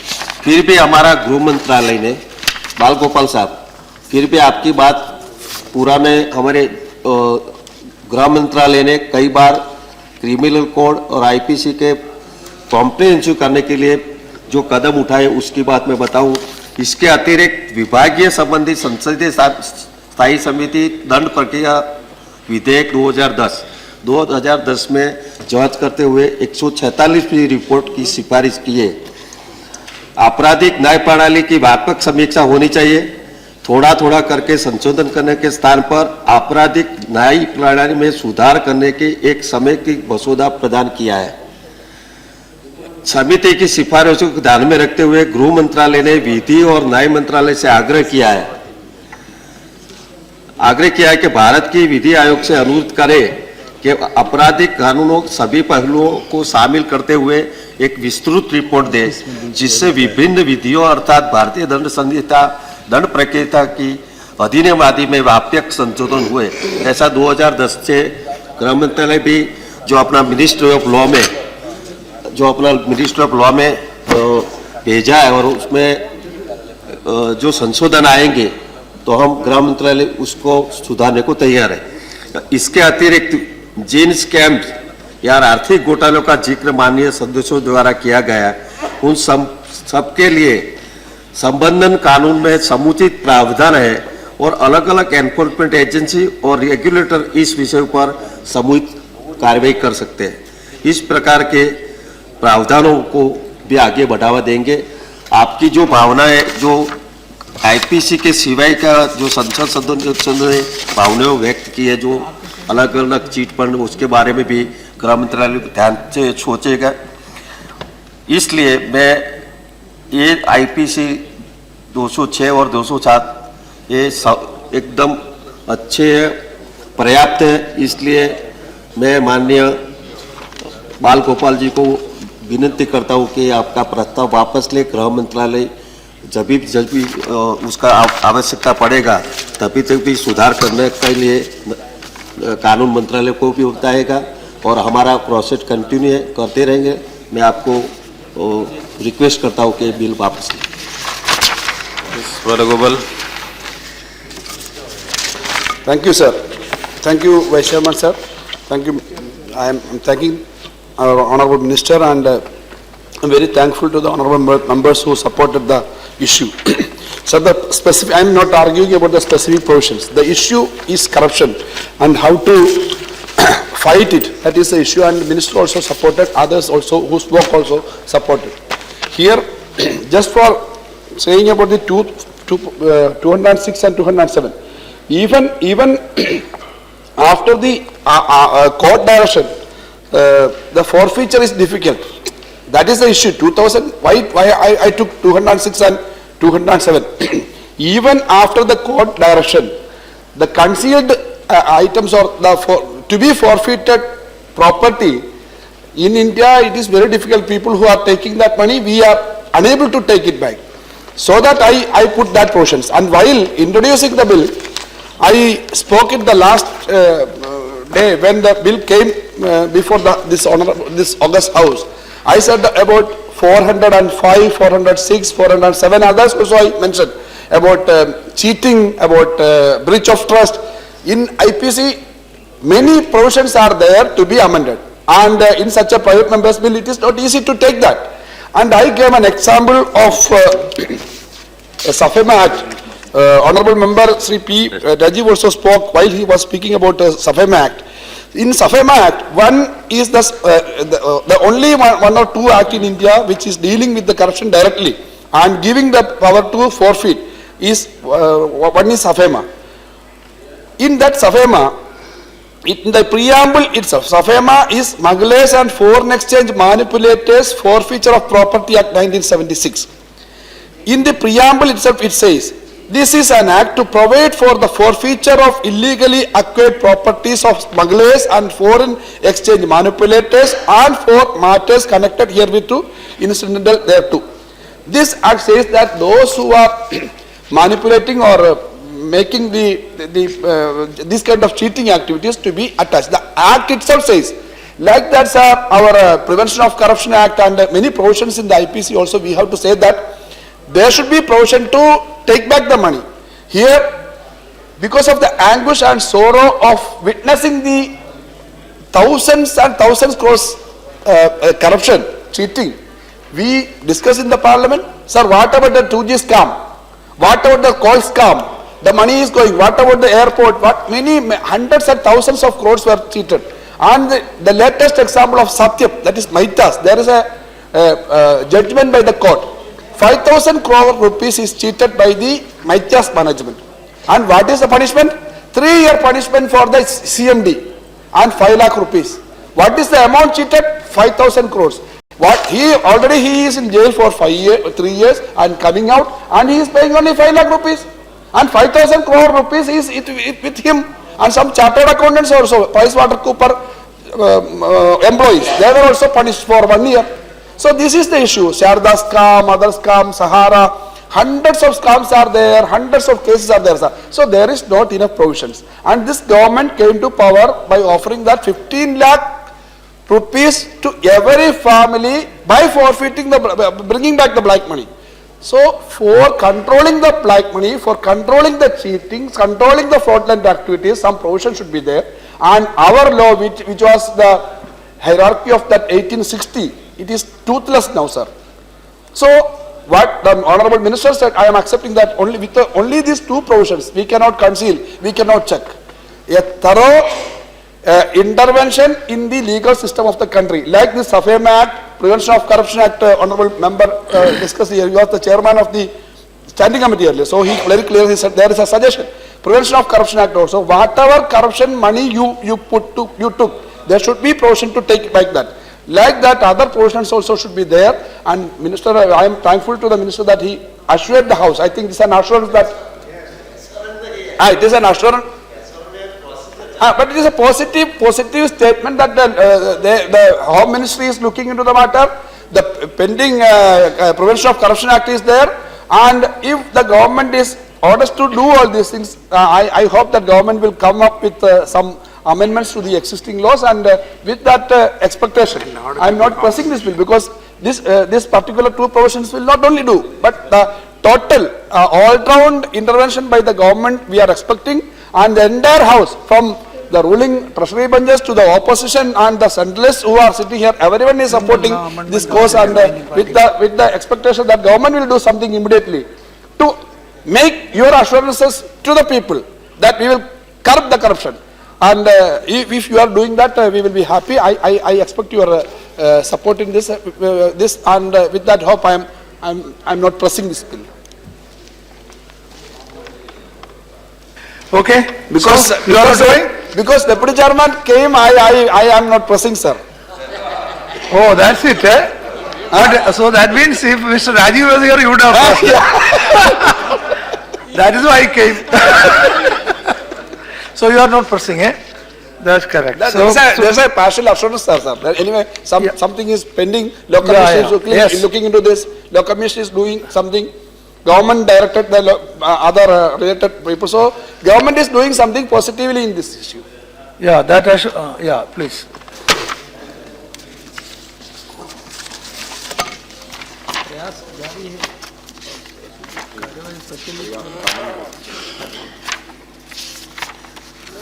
हमारा डिपार्टमेंट ने,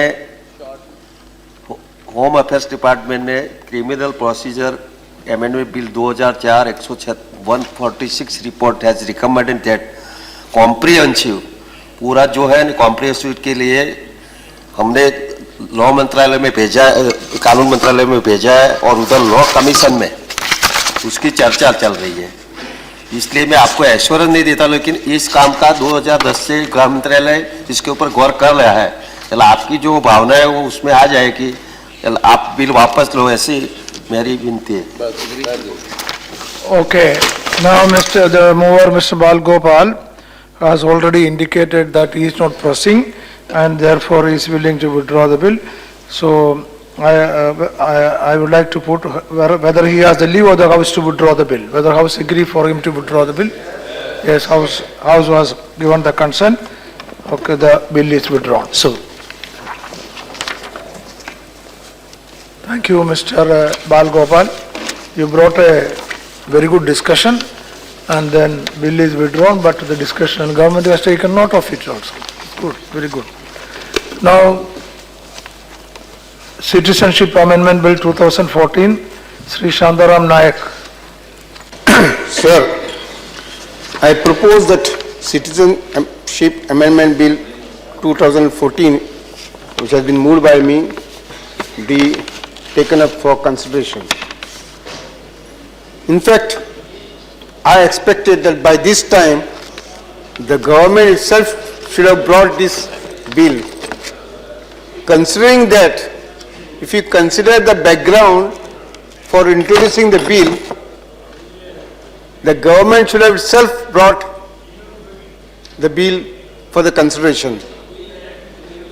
No less a person than your former Chief Minister, when you were Chief Minister holding the post, he came to Delhi, met Sushma Swaraj ji, met Rajnath Singh, and brought this issue before them. I am told that 2 meetings have so far been taken place, and I have been assured that the decision will be taken soon. What is this issue, sir? The issue, in short, I will read out 3-4 lines of statement of objection reasons which will indicate what is this matter about. Thousands of Goans born in Istad, India, that is Goa, Daman and Diu, prior to 1912-1961 and in Dadra Nagar Haveli prior to 21/8/1954 and their birth registered in Civil Registration Office of these territories before the above mentioned dates have been given facility by the Portuguese government by issuing an order in 2006 to register their births in Portugal. So fine, thousands of Goans got their births registered in Portugal as per this 2006 order. Nobody knew that registration in this manner would amount to losing of Indian citizenship by these Goans. Number is still not known. It is around 30,000 or 40,000. But thousands of people have registered their births in Portugal. And recently, I am pleading your case of your party. One member of your party, BJP, is in trouble. Another member supporting your party, which belongs to Vikas Party, Goa Vikas Party, who is supporting both allies. One is your member, one is your distinct. One has been ordered by the Home Ministry. It has been clear order has been passed. He has ceased to be Indian citizen. There is an order. You must have known by now. That MLA has ceased to be Indian citizenship. Further formalities for his disqualification are removed.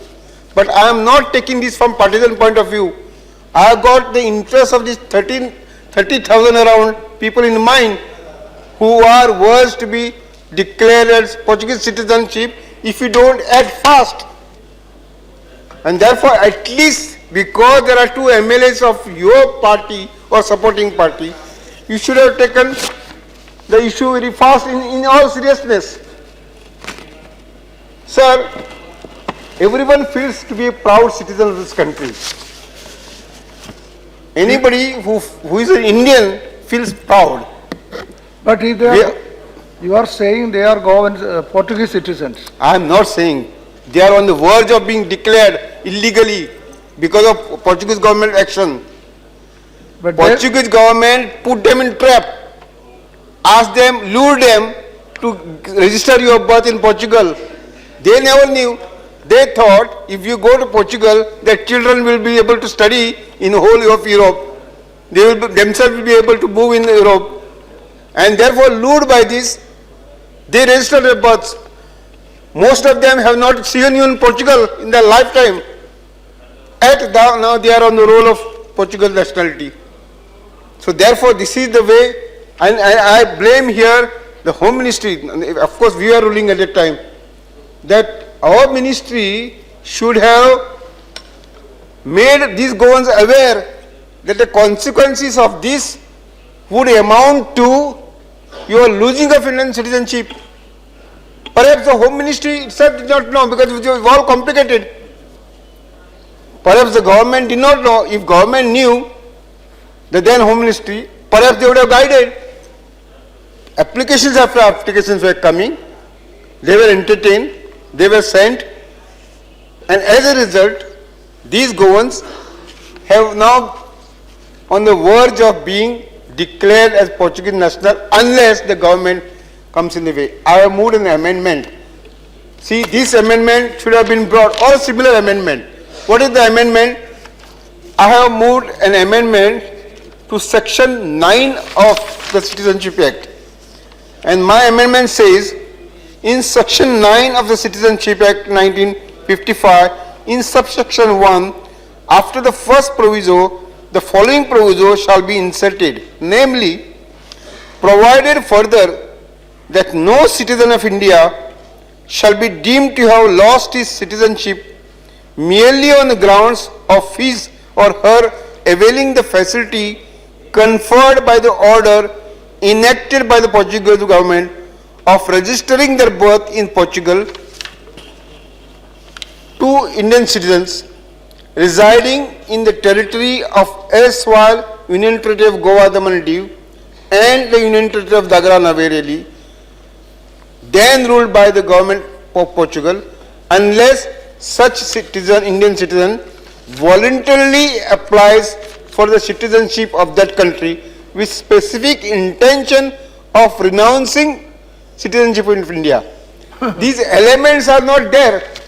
If they voluntarily they are given, and they are knowing and consciously they know this, then only we can say that they are voluntarily given up.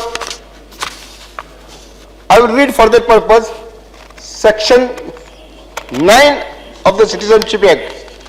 Any citizen of India who by naturalization, registration, otherwise voluntarily acquires or has at any time acquired between 26 January 1950 and the commencement of this act, voluntarily acquire the citizenship of another country shall, upon such acquisition or as the case may be, such commencement cease to be citizen of India.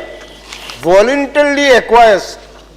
These people don't know. They just gave applicable some touts or some agents filled the forms on their behalf. They submitted to the Portuguese government, and the consequences they became aware only later on. There are some who have voluntarily applied for passport. We are not bothered about those people. There are some people in this who have, after this process, have applied for a passport.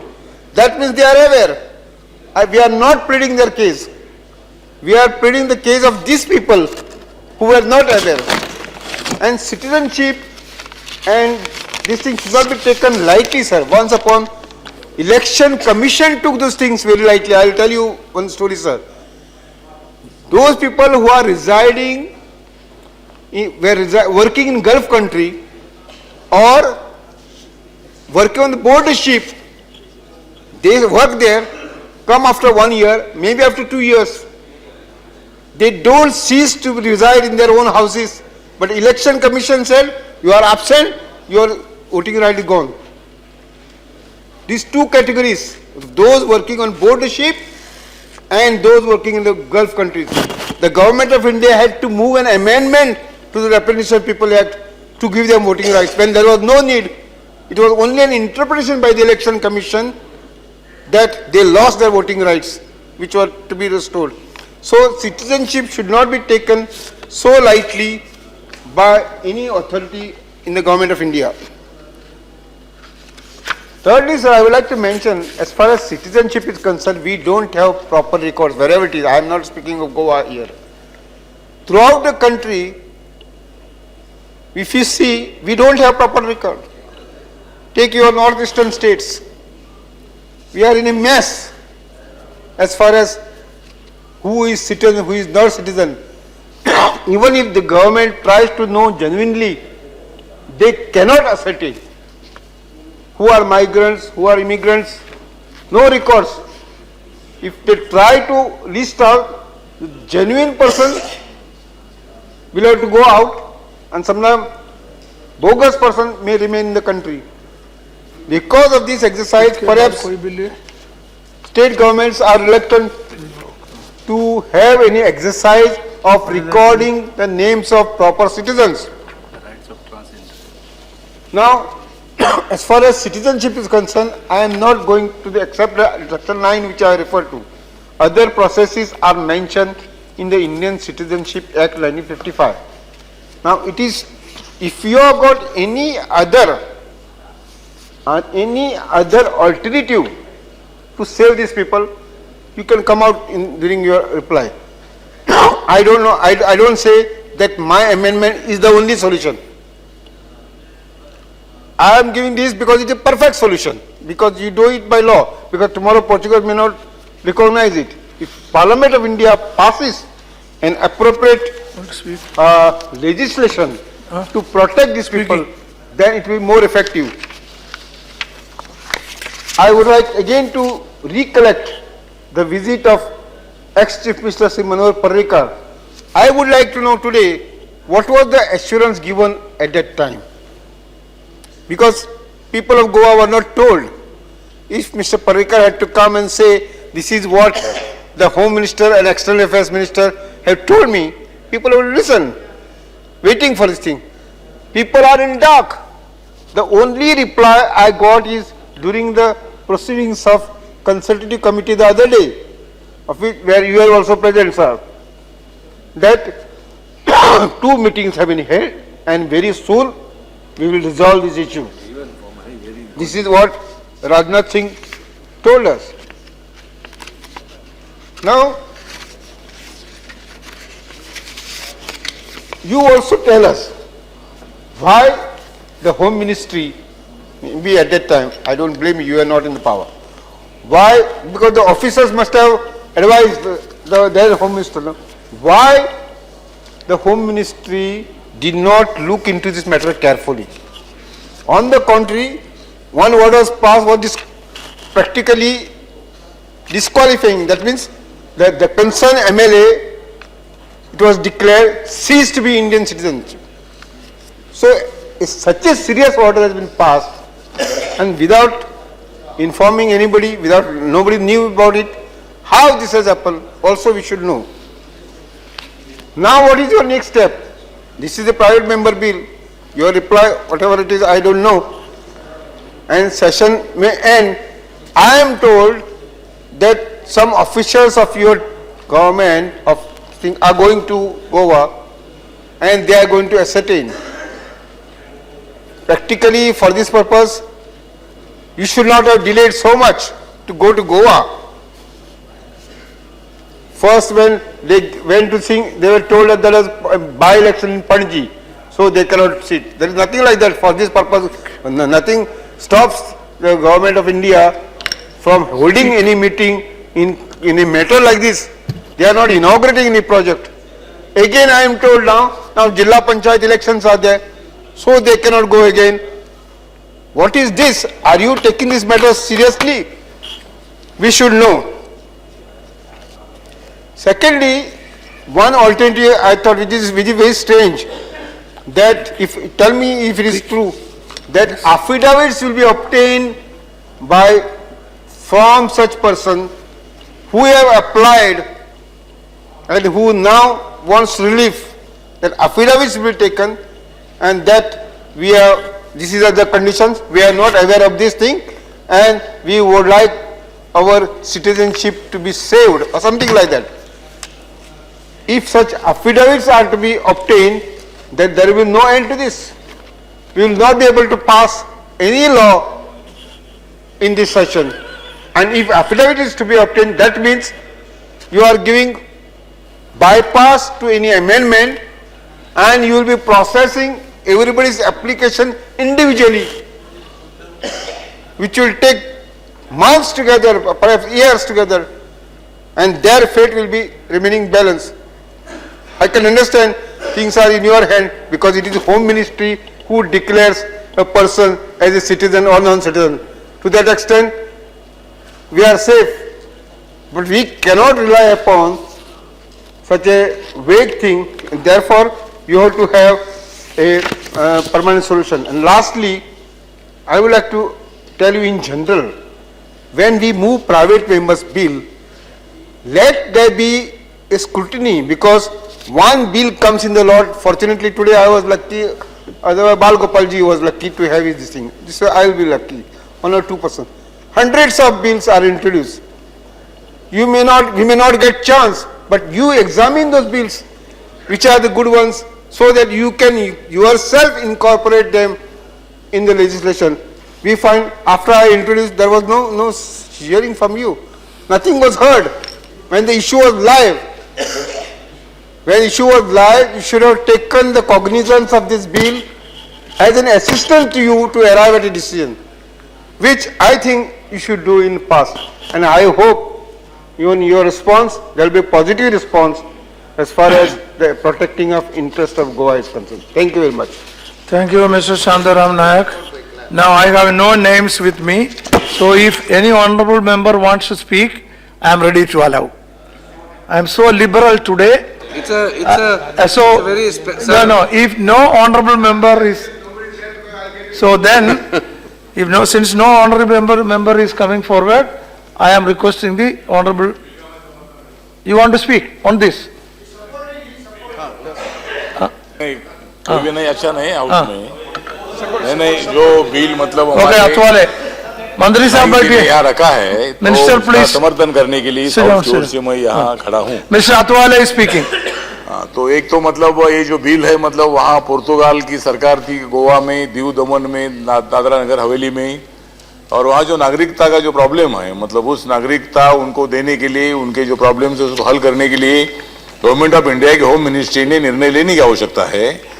जिस तरह आप लोग जानते हैं कि मतलब बांग्लादेश से कुछ लोग मतलब नामशूद्र कम्युनिटी के वेस्ट बंगाल में रहते हैं, कलकत्ता और वहाँ रहते हैं, तो वहाँ भी कम से कम 2-2.5 करोड़ लोग ऐसे रहते हैं कि वो 1971 के कट ऑफ डेट के बाद मतलब उनके पास प्रूफ नहीं है।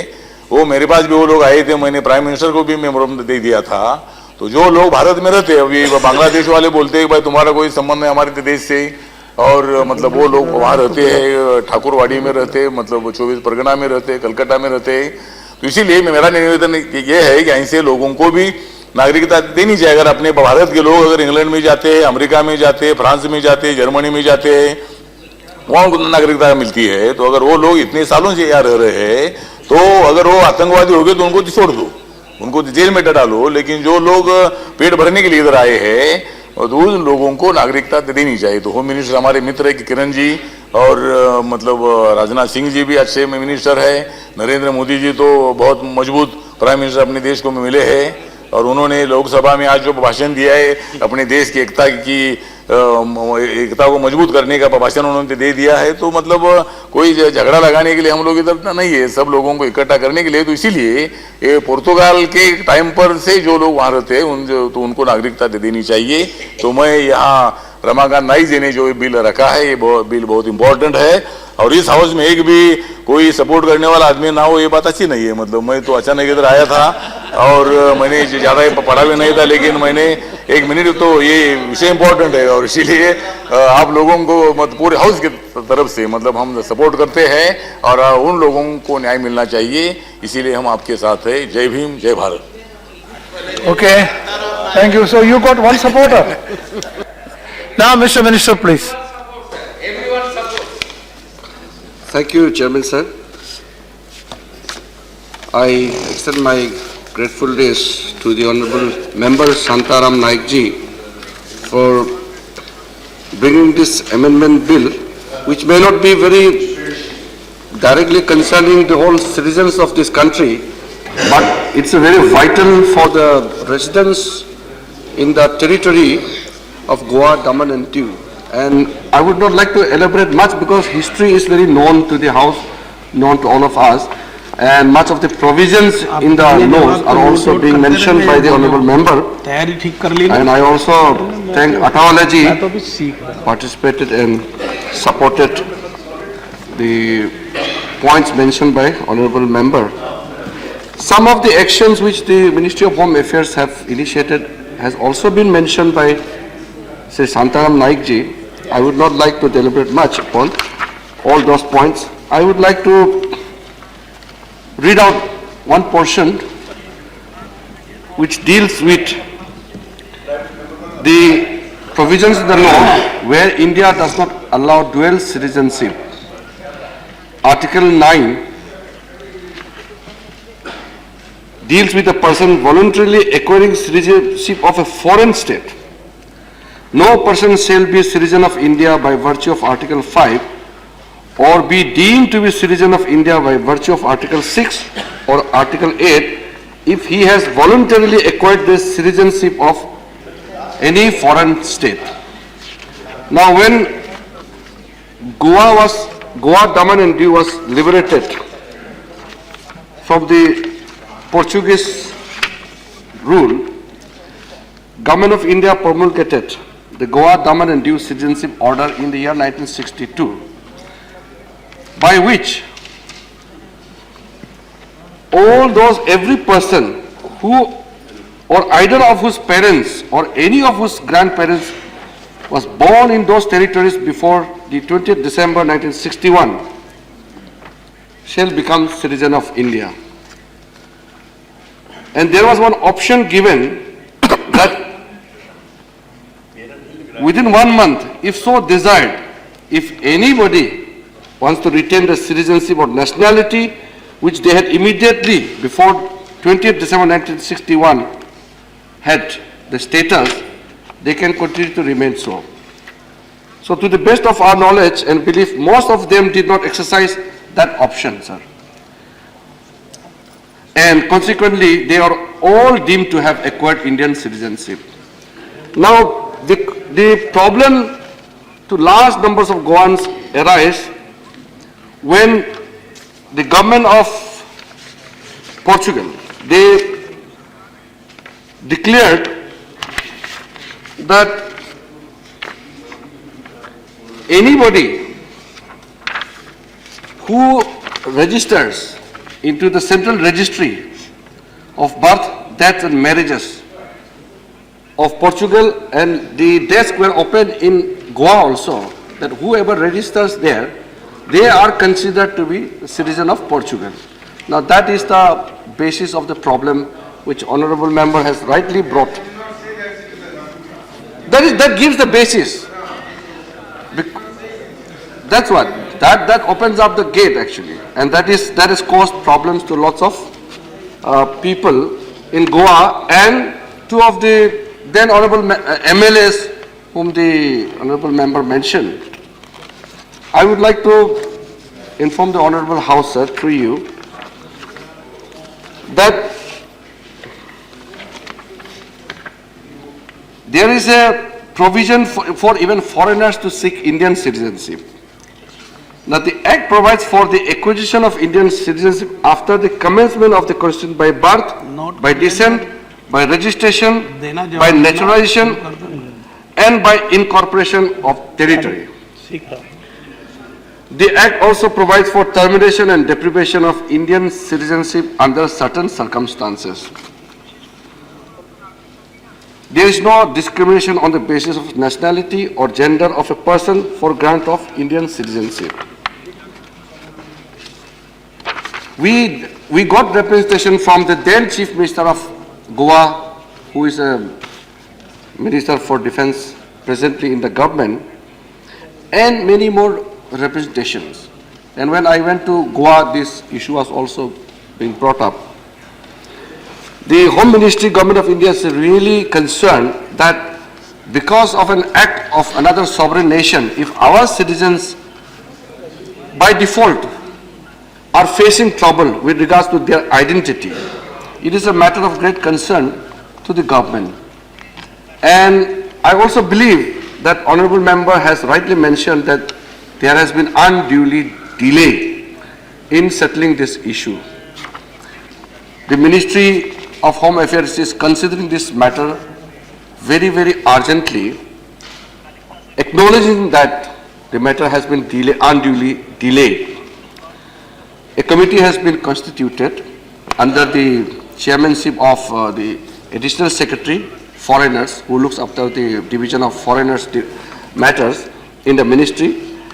And this interministerial committee has already said twice. Now things are at the verge of solution. We are working out with a mechanism where all those people who have fallen victim to this particular order issued by the government of the Republic of Portugal is dealt with properly. Now, there may be some of the members who have by mistake got into that registration process, and there is a law which has attracted and which has, affected negatively to their status. We will definitely take care of that. And the honorable member was also mentioning about some process of affidavits. What I would like to mention here is that as a process of natural justice, if a person, not because of his fault, if he falls into some trap or some difficult situation by an act of another sovereign nation, then it is a bounded duty of the government to ensure that his status is ensured for his convenience.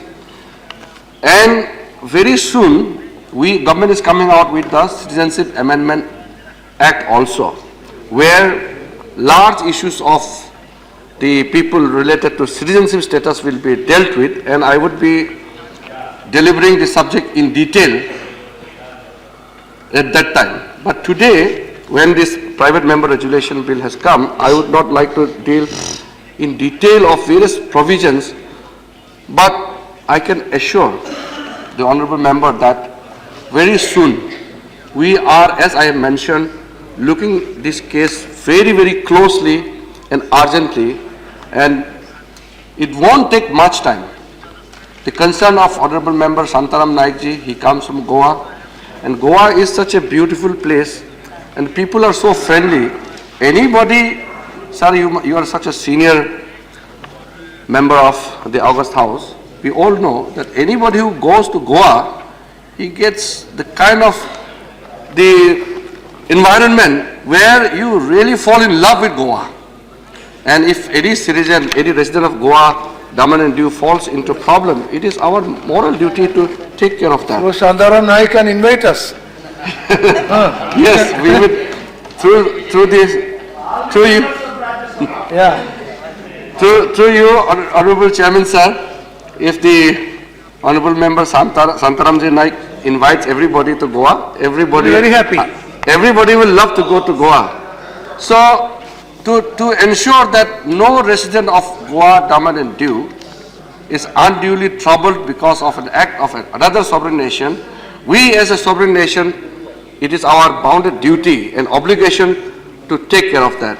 With the few words, I would like to request Honorable Member Santaram Naikji to withdraw this bill, and with my assurance that government will very soon settle this issue and ensure that no individual from the erstwhile the territory of Portugal, but now it is very lovingly we call our territory, no resident is facing any kind of undue problem because of the gap between our law and the law of the Portugal. So with that assurance, Honorable Chairman, sir, I would like to request Honorable Member to withdraw the bill. Yeah, Shantaram Naik. With the sweet assurance which has been given by the Honorable Minister, I seek your leave to withdraw the bill. Thank you very much. So, has he got the leave of the House to withdraw the bill? Yes. Yes. Yes, the House has consented for the withdrawal. The bill is withdrawn. Now, the Rights of Transgender Persons Bill 2014, Sri Tiruchi Shiva, to move. Thank you, Mr. Deputy Chairman, sir. So I am really proud and happy to bring in this bill for advocating the cause of a section of the society. Just half a minute. I hope the House know that after 5 p.m., according to earlier decision, we are to sit up to 6 p.m. and take up the discussion on the motion of thanks. That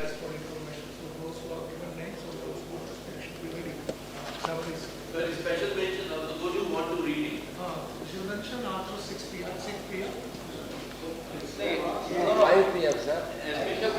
after 6 p.m. Discussion on the motion of that. Okay. 6 p.m. special. Okay. Mic is off, sir. The mic is off. Very important. But anyway, you got it. Now it is Okay, okay, sir. Okay. You want me to repeat what I said? Yes, you can repeat once again. Everybody can understand. It's moving. Yes, please. So indeed I am very happy, proud to bring in this bill. For I have the opportunity to advocate for the cause of a section of the people who are not understood, who are not recognized, who are sidelined and who are neglected in the society.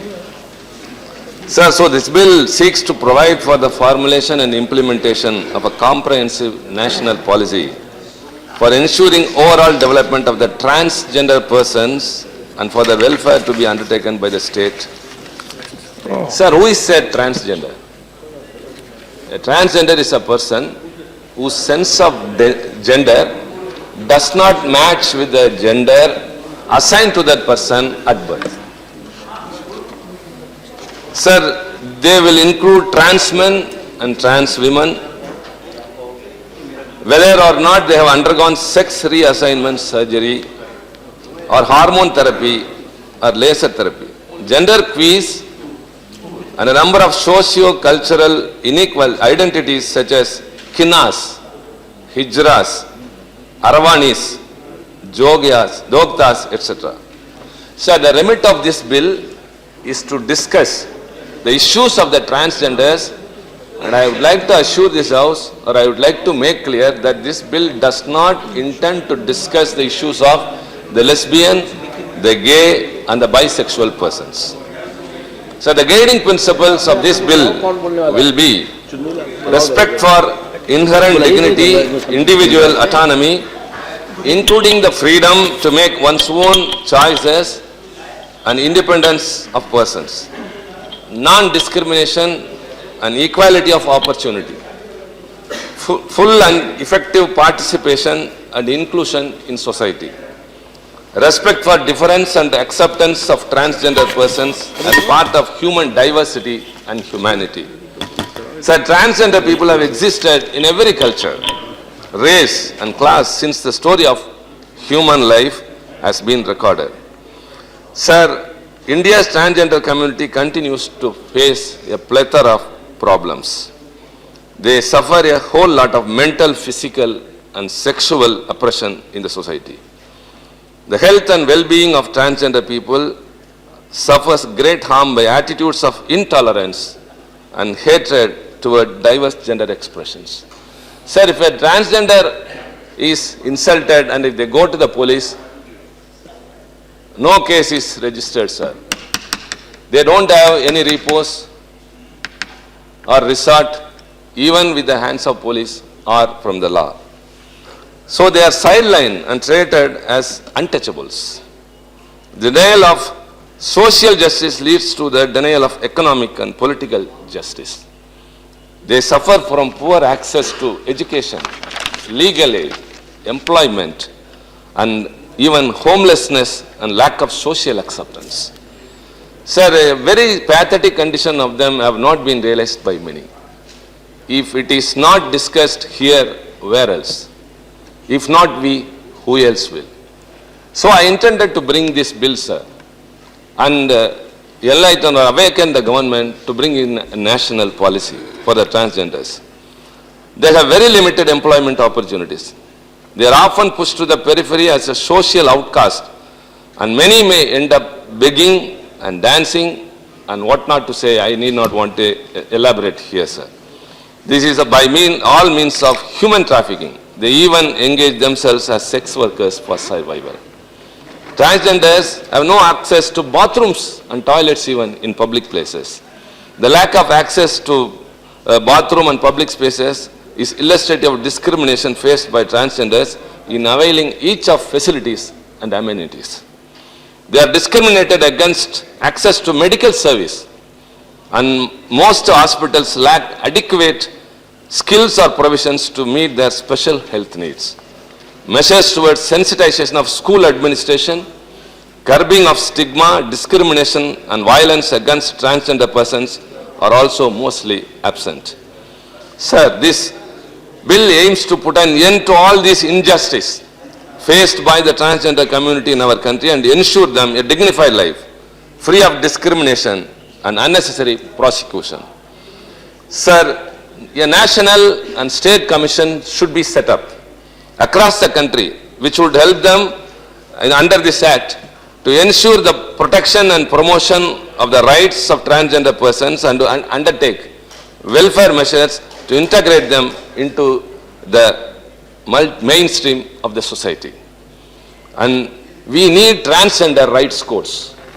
Sir, I think the minister is very much conscious and aware of all these things which are happening, which I would like to elaborate a later part of my speech, what the government is doing. In a way, I think that has also to be pointed out.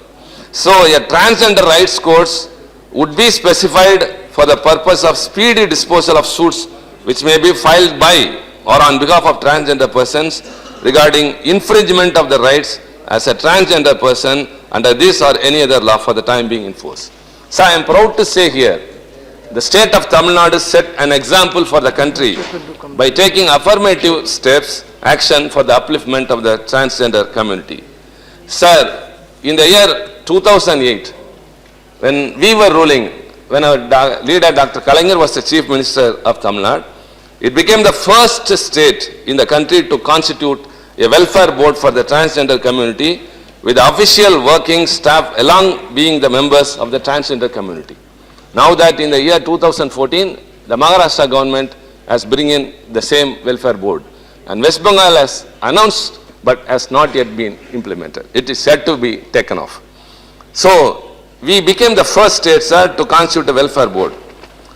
It took affirmative action to achieve equality by reserving seats for third gender students in government-owned arts and science colleges with full scholarship for higher studies. I think the cue can be taken by the union government, from the state government of Tamil Nadu, the welfare board and its aims and objectives and what have been done. What is being done, I am not aware, I don't want to get into that. But this was constituted with a very good intention and this was the first ever state in the country. So Tamil Nadu has been providing ration cards, identity documents to third gender people with the appropriate gender category. Transgenders are provided alternative sources of livelihood through formation of self-help groups for savings and initiating income generation program. This is all in Tamil Nadu state, sir. So I would like to suggest again, take a cue from the state.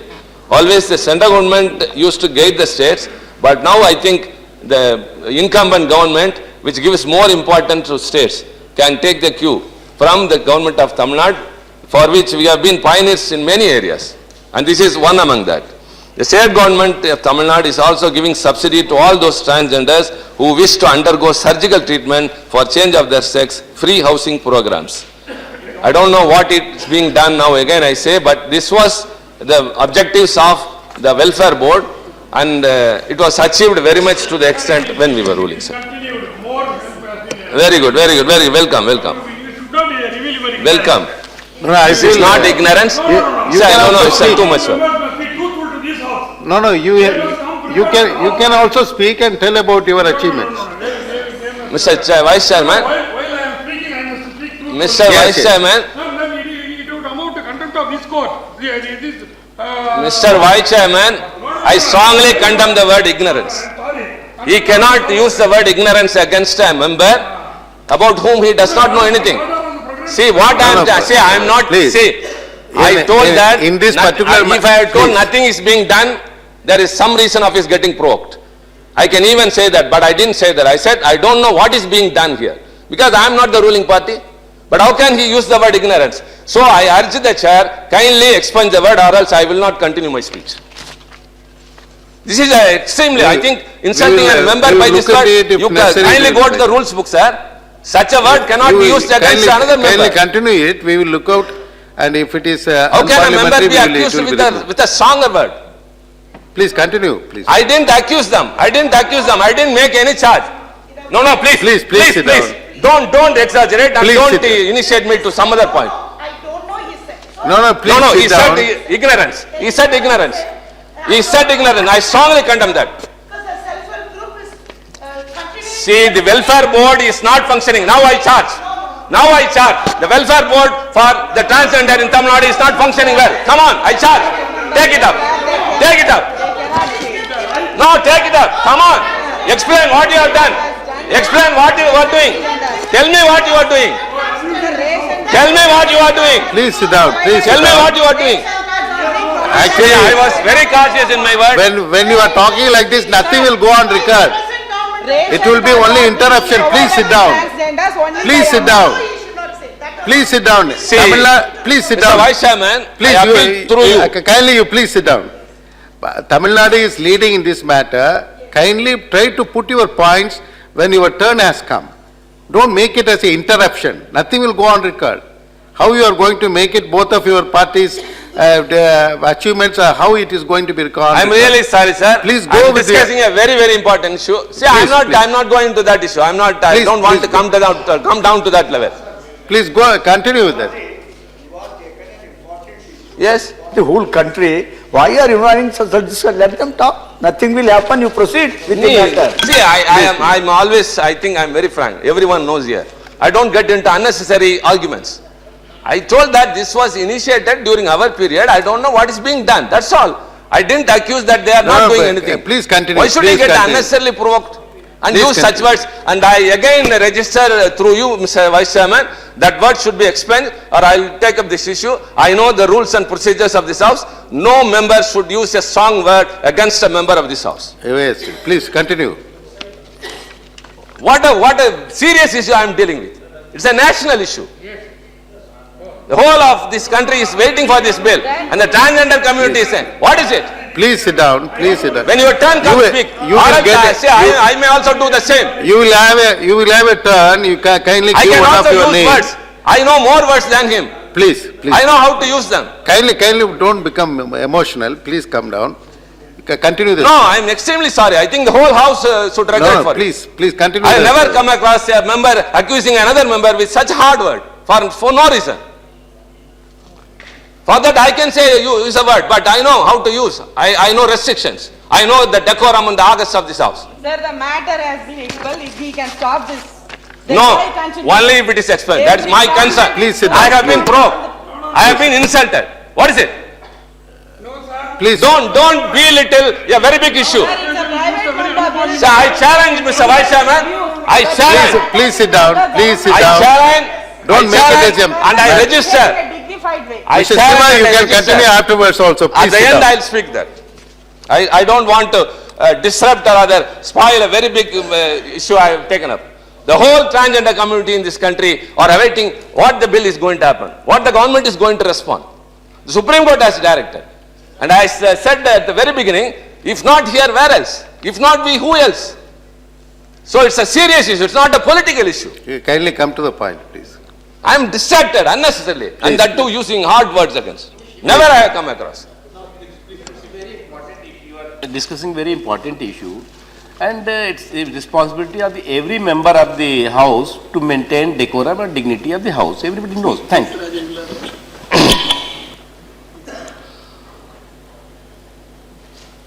It must be noted that historically Hijras, the transgender persons, had played a prominent role in the Indian society.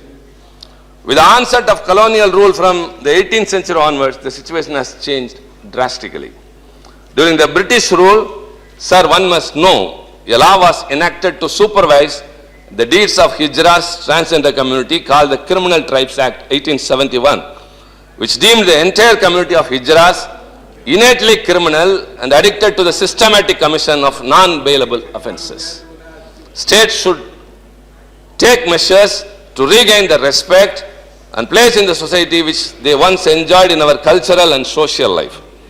Undoing centuries of discrimination that the transgender community has faced will require targeted intervention by the state. Sir, what does the Indian Constitution say in general? about the upliftment of the marginalized community.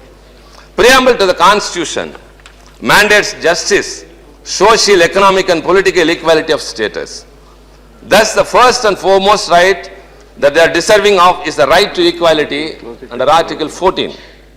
Article 15 speaks about the prohibition of discrimination on the ground of religion, race, caste, sex or place of birth.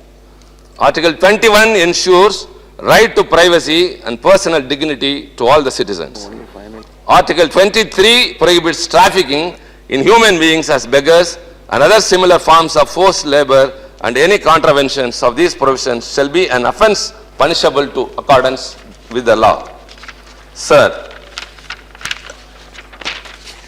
the Constitution provides for the fundamental right to equality and tolerates no discrimination on the grounds of sex, caste, creed or religion. The Constitution also guarantees political rights and other benefits to every citizen. In the light of the constitutional guarantees provided, I urge the Union government that for no reason, why the transgender community is being, for what reason these being are neglected, why they are deprived of their basic rights, which include rights to personal liberty, dignity, freedom of expression, right to education and empowerment, right against violence, discrimination and exploitation. So the Constitution induces a person in every generation, and every generation can invoke its principles in their own search for greater freedom, whereas these people are not. The Constitution affirms equality in all spheres, but the moot question is whether it is being applied, especially with these people, the transgender. Sir, a very, very happy thing to note is, recently the Supreme Court, in April 2014, in a judgment, has ordered to constitute an expert committee whose suggestions in support of this bill. I think more or less the expert committee has done something what this bill is trying to achieve. A landmark judgment was pronounced in April 2014 by the Supreme Court that of India, provided for legal recognition of third gender apart from male and female. The judgment upholds the right of transgender persons to decide their self-identified gender and directs the national and state governments in India to grant legal recognition of their gender identity as male, female or a third gender. Sir, I have always been proud to say that Tamil Nadu has been the pioneer in many, not only in social justice. As we have first constituted the Welfare Board for the transgenders as an example to the country, still there is a voice rising across the country that there must be universalization in public distribution system. No court has ordered, but it is the voice of the common man. I am proud to say here, that too was only when we were ruling and our leader was the Chief Minister of Tamil Nadu, the universal public distribution was started. So I think many schemes, I think the same union government ministers many a time have appreciated the Tamil Nadu governments. How best we have been doing in such social justice, improving things. So also, sir, the Supreme Court also directed government units to establish separate HIV centers for transgender persons to take proper measures to provide medical care to transgender persons in hospitals and to provide transgender persons with separate public toilets and other facilities. The expert committee constituted by the Ministry of Social Justice and Empowerment report submitted, I think, in the month of January of 2014 to make an in-depth study of these transgenders. I think the committee has made some suggestions to the government to ameliorate their problems. One is to sensitize police about the human rights abuse of the transgender community and take appropriate steps to stop abuse. Train and sensitize public health care providers on SRS and other health issues and provide community-friendly services free of stigma and discrimination. The government should take steps to sensitize the general community so as to create a supportive and enabling environment for the transgender community.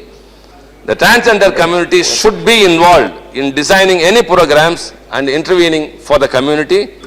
Ministry of Social Justice and Empowerment should take up research studies to generate more evidence to design the programs and intervention for the community. address the social needs of transgender, including education, employment, health, and housing needs.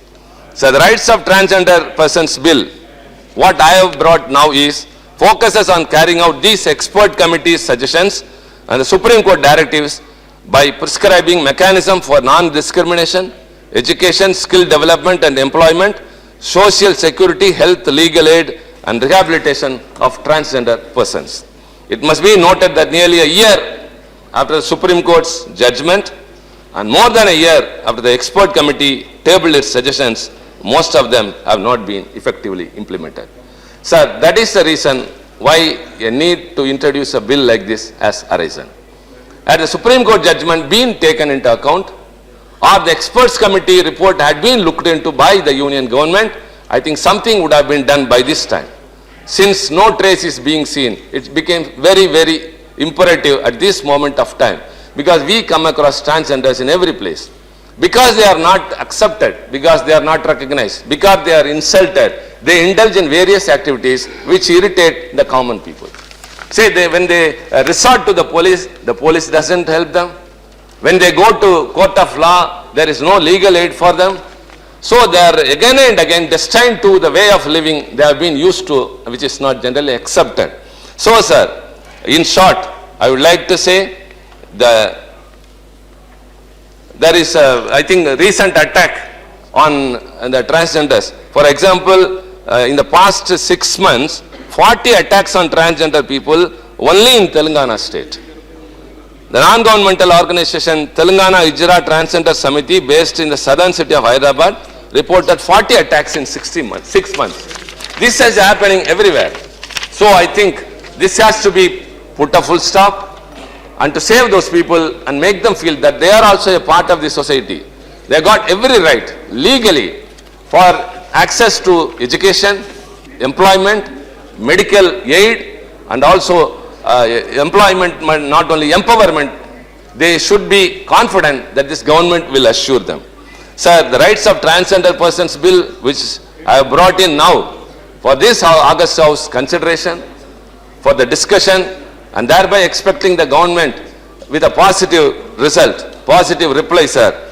I by way of this bill, prescribing mechanisms for non-discrimination, education, skill development and employment, social security, health, legal aid and rehabilitation of transgender persons, which endeavors to put an end to the inhuman treatment meted out to the transgender community by various elements of the state and the society. This bill aims to regain the respect and place in the society which they once enjoyed in our cultural and social life. Undoing centuries of discrimination that the transgender community has faced will require targeted interventions by the state. Sir, this is not a journey to achieve any political mileage. This is a social concern. My concern for a fellow person rather. When I see them, how they are being treated, when I feel the indignity meted out to them by the society, I thought something must be done. An individual outside may have sympathy, but an august house like this, which legislates law for the improvement and the upliftment of the people and the country, alone have to do. So, on behalf of the government, I expect a positive reply that my bill, I think, will help this government or this August House to discuss threadbare, deep into these issues. And again, I would like to urge, sir, those who are not interested may keep out. But I think the people waiting outside, the transgender people, when they came to know that I am introducing such a bill, they were all happy. They came and thanked me, and they are all awaiting. They are across the country, sir, in every state, everywhere. They have now crossed more than a few lakhs. Earlier they were some thousands, and they are now few lakhs. So these people whose sense of gender does not match with the gender which was assigned to them at birth, expects dignity from this government.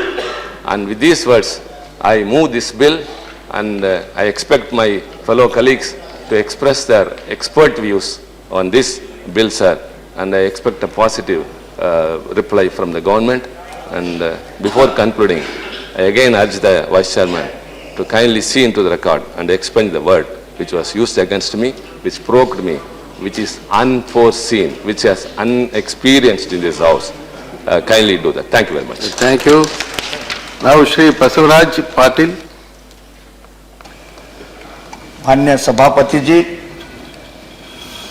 2014 इस bill के माध्यम से आदरणीय तिरुचि शिवाजी ने एक महत्वपूर्ण विषय पर सरकार का ध्यान को आकर्षण कर एक विशेष संविधान संशोधन के हमारे सामने रखा है।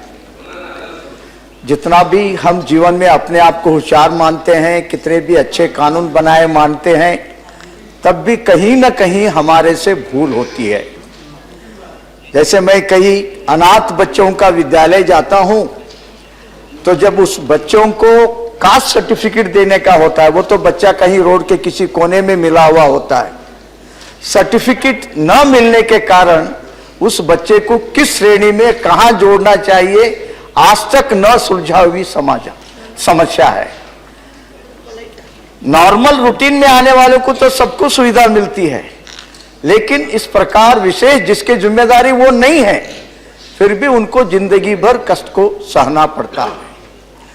वैसा ही संविधान के अंदर जो अलग अलग प्रकार के सुविधाएं दिए गए हैं, उसके आधार पर जो एससी है, एसटी है और प्रकार के लोग हैं, कहीं कन्नड़ा या हिंदी या अंग्रेजी भाषा के अंदर लिखते समय थोड़ा भी भूल हो गया तो उनको जो हक मिलना चाहिए आज भी सैकड़ों वर्षों से उनको नहीं मिल रहा है। इसी प्रकार का एक विशिष्ट ग्रुप जो इस देश में नाम से मनुष्य के नाते, मानव जीवी के नाते जीता है, लेकिन उनके बारे में जिस हद तक हमारा ध्यान होना चाहिए वह ध्यान नहीं हुआ है। और इसके बारे में एक समग्र कानून बने भारत सरकार के द्वारा इस बात को लेकर एक परिपूर्ण चिंतन के साथ तिरुचि शिवाजी ने इस बिल को प्रस्तुत किया है। और साथ ही साथ उन्होंने कुछ और चीज यहां पर सरकार के ध्यान में लाने की कोशिश की है। वह यानी सुप्रीम कोर्ट भी इसके बारे में एक विशेष डायरेक्शन भारत सरकार को दी है। साथ ही साथ मैं बड़ा संतोष व्यक्त करता हूं कि तमिलनाडु ने भारत देश के अंदर इन लोगों के बारे में सोचने के लिए अपने राज्य के स्तर पर एक बहुत महत्वपूर्ण काम उठाया। उसी का अनुकरण महाराष्ट्र ने किया है और उसी दिशा में बंगाल वाले भी जाने की कोशिश की है। परंतु अगर भारत सरकार स्वयं इनिशिएटिव लेकर संपूर्ण देश के लिए इसके बारे में एक ठोस व्यवस्था और कानून बनाए, साथ ही साथ सुप्रीम कोर्ट का भी इसके लिए मार्गदर्शन है, तो इन सब बातों को ध्यान में रखते हुए जो सुप्रीम कोर्ट के डायरेक्शन में जो कमेटी बनी, उसका जो रिपोर्ट आया, सरकार निश्चित ही कुछ न कुछ उस दिशा में कर रही होगी।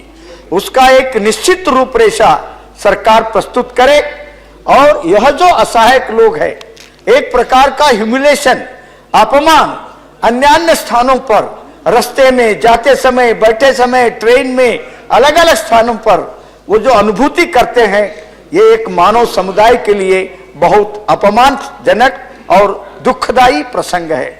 इससे मुक्त करने के लिए तिरुचि शिवाजी का इस बिल को या तो सरकार स्वीकार करे या भारत सरकार समग्र रूप में इसको स्वीकार करते हुए स्वयं अपनी ओर से कोई एक नया बिल प्रस्तुत करके या संविधान में संशोधन प्रस्तुत करते हुए इस प्रकार का तिरस्कृत जो एक ग्रुप है, समुदाय है, इनके भविष्य के बारे में समग्र चिंतन तिरुचि शिवाजी ने किया है। उनकी पढ़ाई, उनकी दवाई, उनकी रहन सहन, उनकी जीवन की सुरक्षा और जैसे अलग अलग प्रकार के ग्रुप के लोगों को जो सुविधा मिलती है वो इनको मिले। कई बार तो ऐसा भी होता है, कुछ एजुकेशन डिपार्टमेंट में सुविधा मिलती है और कुछ सोशल वेलफेयर में उनका लिस्ट में नाम होता है, और कई बार ये डिपार्टमेंटों के प्रॉब्लम के कारण भी कई बार इस प्रकार के समस्याएं होती है। इसीलिए उन्होंने इसमें ये मांग की है, राष्ट्रीय स्तर पर भी एक कमीशन बने उनके लिए, राज्य के स्तर पर भी एक कमीशन बने और उसकी एक बॉडी बने, उसका एक चेयरमैन बने और लगातार इसको मॉनिटर करने की एक व्यवस्था बने। एक प्रकार उन्होंने इस प्रकार तिरस्कृत समाज के प्रति एक इतना बड़ा दिमाग लगाकर, ताकत लगाकर, चिंतन लगा करके यह जो बिल प्रस्तुत किया है, यह अत्यंत महत्वपूर्ण बिल है। मैं जरूर समझता हूं कि आदरणीय नरेंद्र मोदी जी की सरकार और सुप्रीम कोर्ट के मार्गदर्शन, इन दोनों चीजों को ध्यान में रखते हुए सरकार निश्चित ही इस दिशा में कोई रास्ता ले रही है और लेगी, और एक निश्चित इस प्रकार के असहायक लोगों को जीवन के अंदर बचपन से लेकर जीवन के अंतिम घड़ी तक जिस जिस प्रकार की समस्याएं आती है, उन सब समस्याओं के निराकरण के रूप में कोई एक समग्र कानून और व्यवस्था भारत सरकार बनाएगी। और इन बातों को कहते हुए मैं यह जो अवसर आपने दिया है, आपको मैं धन्यवाद देता हूं। Thank you.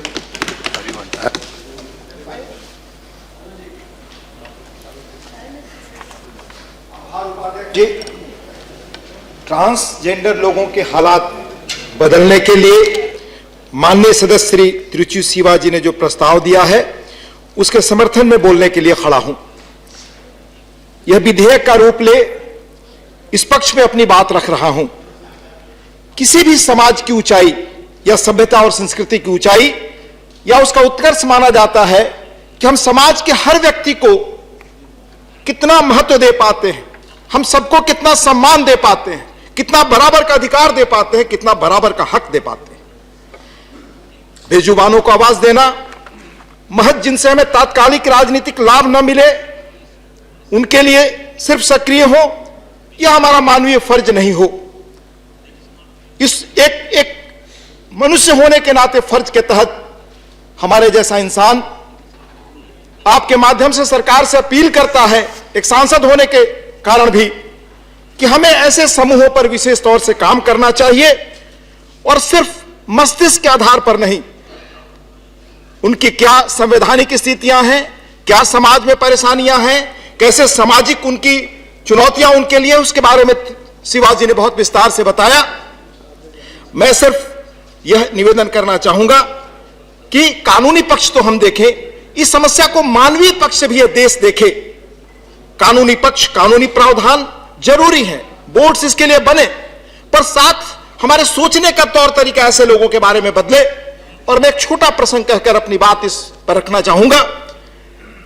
सुधा मूर्ति, माननीय नारायण मूर्ति की पत्नी हो, एक बहुत अच्छी लेखिका है। उनकी हाल में एक पुस्तक मैंने पढ़ी जिसे पेंगुइन से उन्हें संकलित किया है। उसमें इस देश के सामान्य लोगों की कथा है जिन्होंने अपनी वीरता से, पुरुषार्थ से, अपने नए कर्म से एक नया विश्वास समाज में पैदा किया। मैं पात्र का नाम नहीं ले रहा, जगह का नाम नहीं ले रहा, पर सच्ची कहानी का विवरण आपके पास रखना चाहता हूं और अपने दिल की बात जो है आपके माध्यम से सरकार तक पहुंचाना चाहता हूं। एक हमारे नए युग की दंपति की सही कहानी है। एक युवा ने अपने मां की इच्छा के विपरीत एक अलग धर्म या अलग प्रदेश की लड़की से वो शादी करता है, फिर दोनों साथ रहते हैं। उनकी मां बहुत नाराजगी की बात उस घर में आती है, पर देखती है कि दोनों तो काम करने जाते हैं लगातार। घर में एक बच्चा है, उसकी देखरेख के लिए कोई नहीं है। वो मेड सर्वेंट के जिम्मे छोड़ करके जाते हैं, मेड सर्वेंट भी नहीं मिलती। अंततः परेशान होकर के वो तय करते हैं कि घर में कैसे काम आगे बढ़े।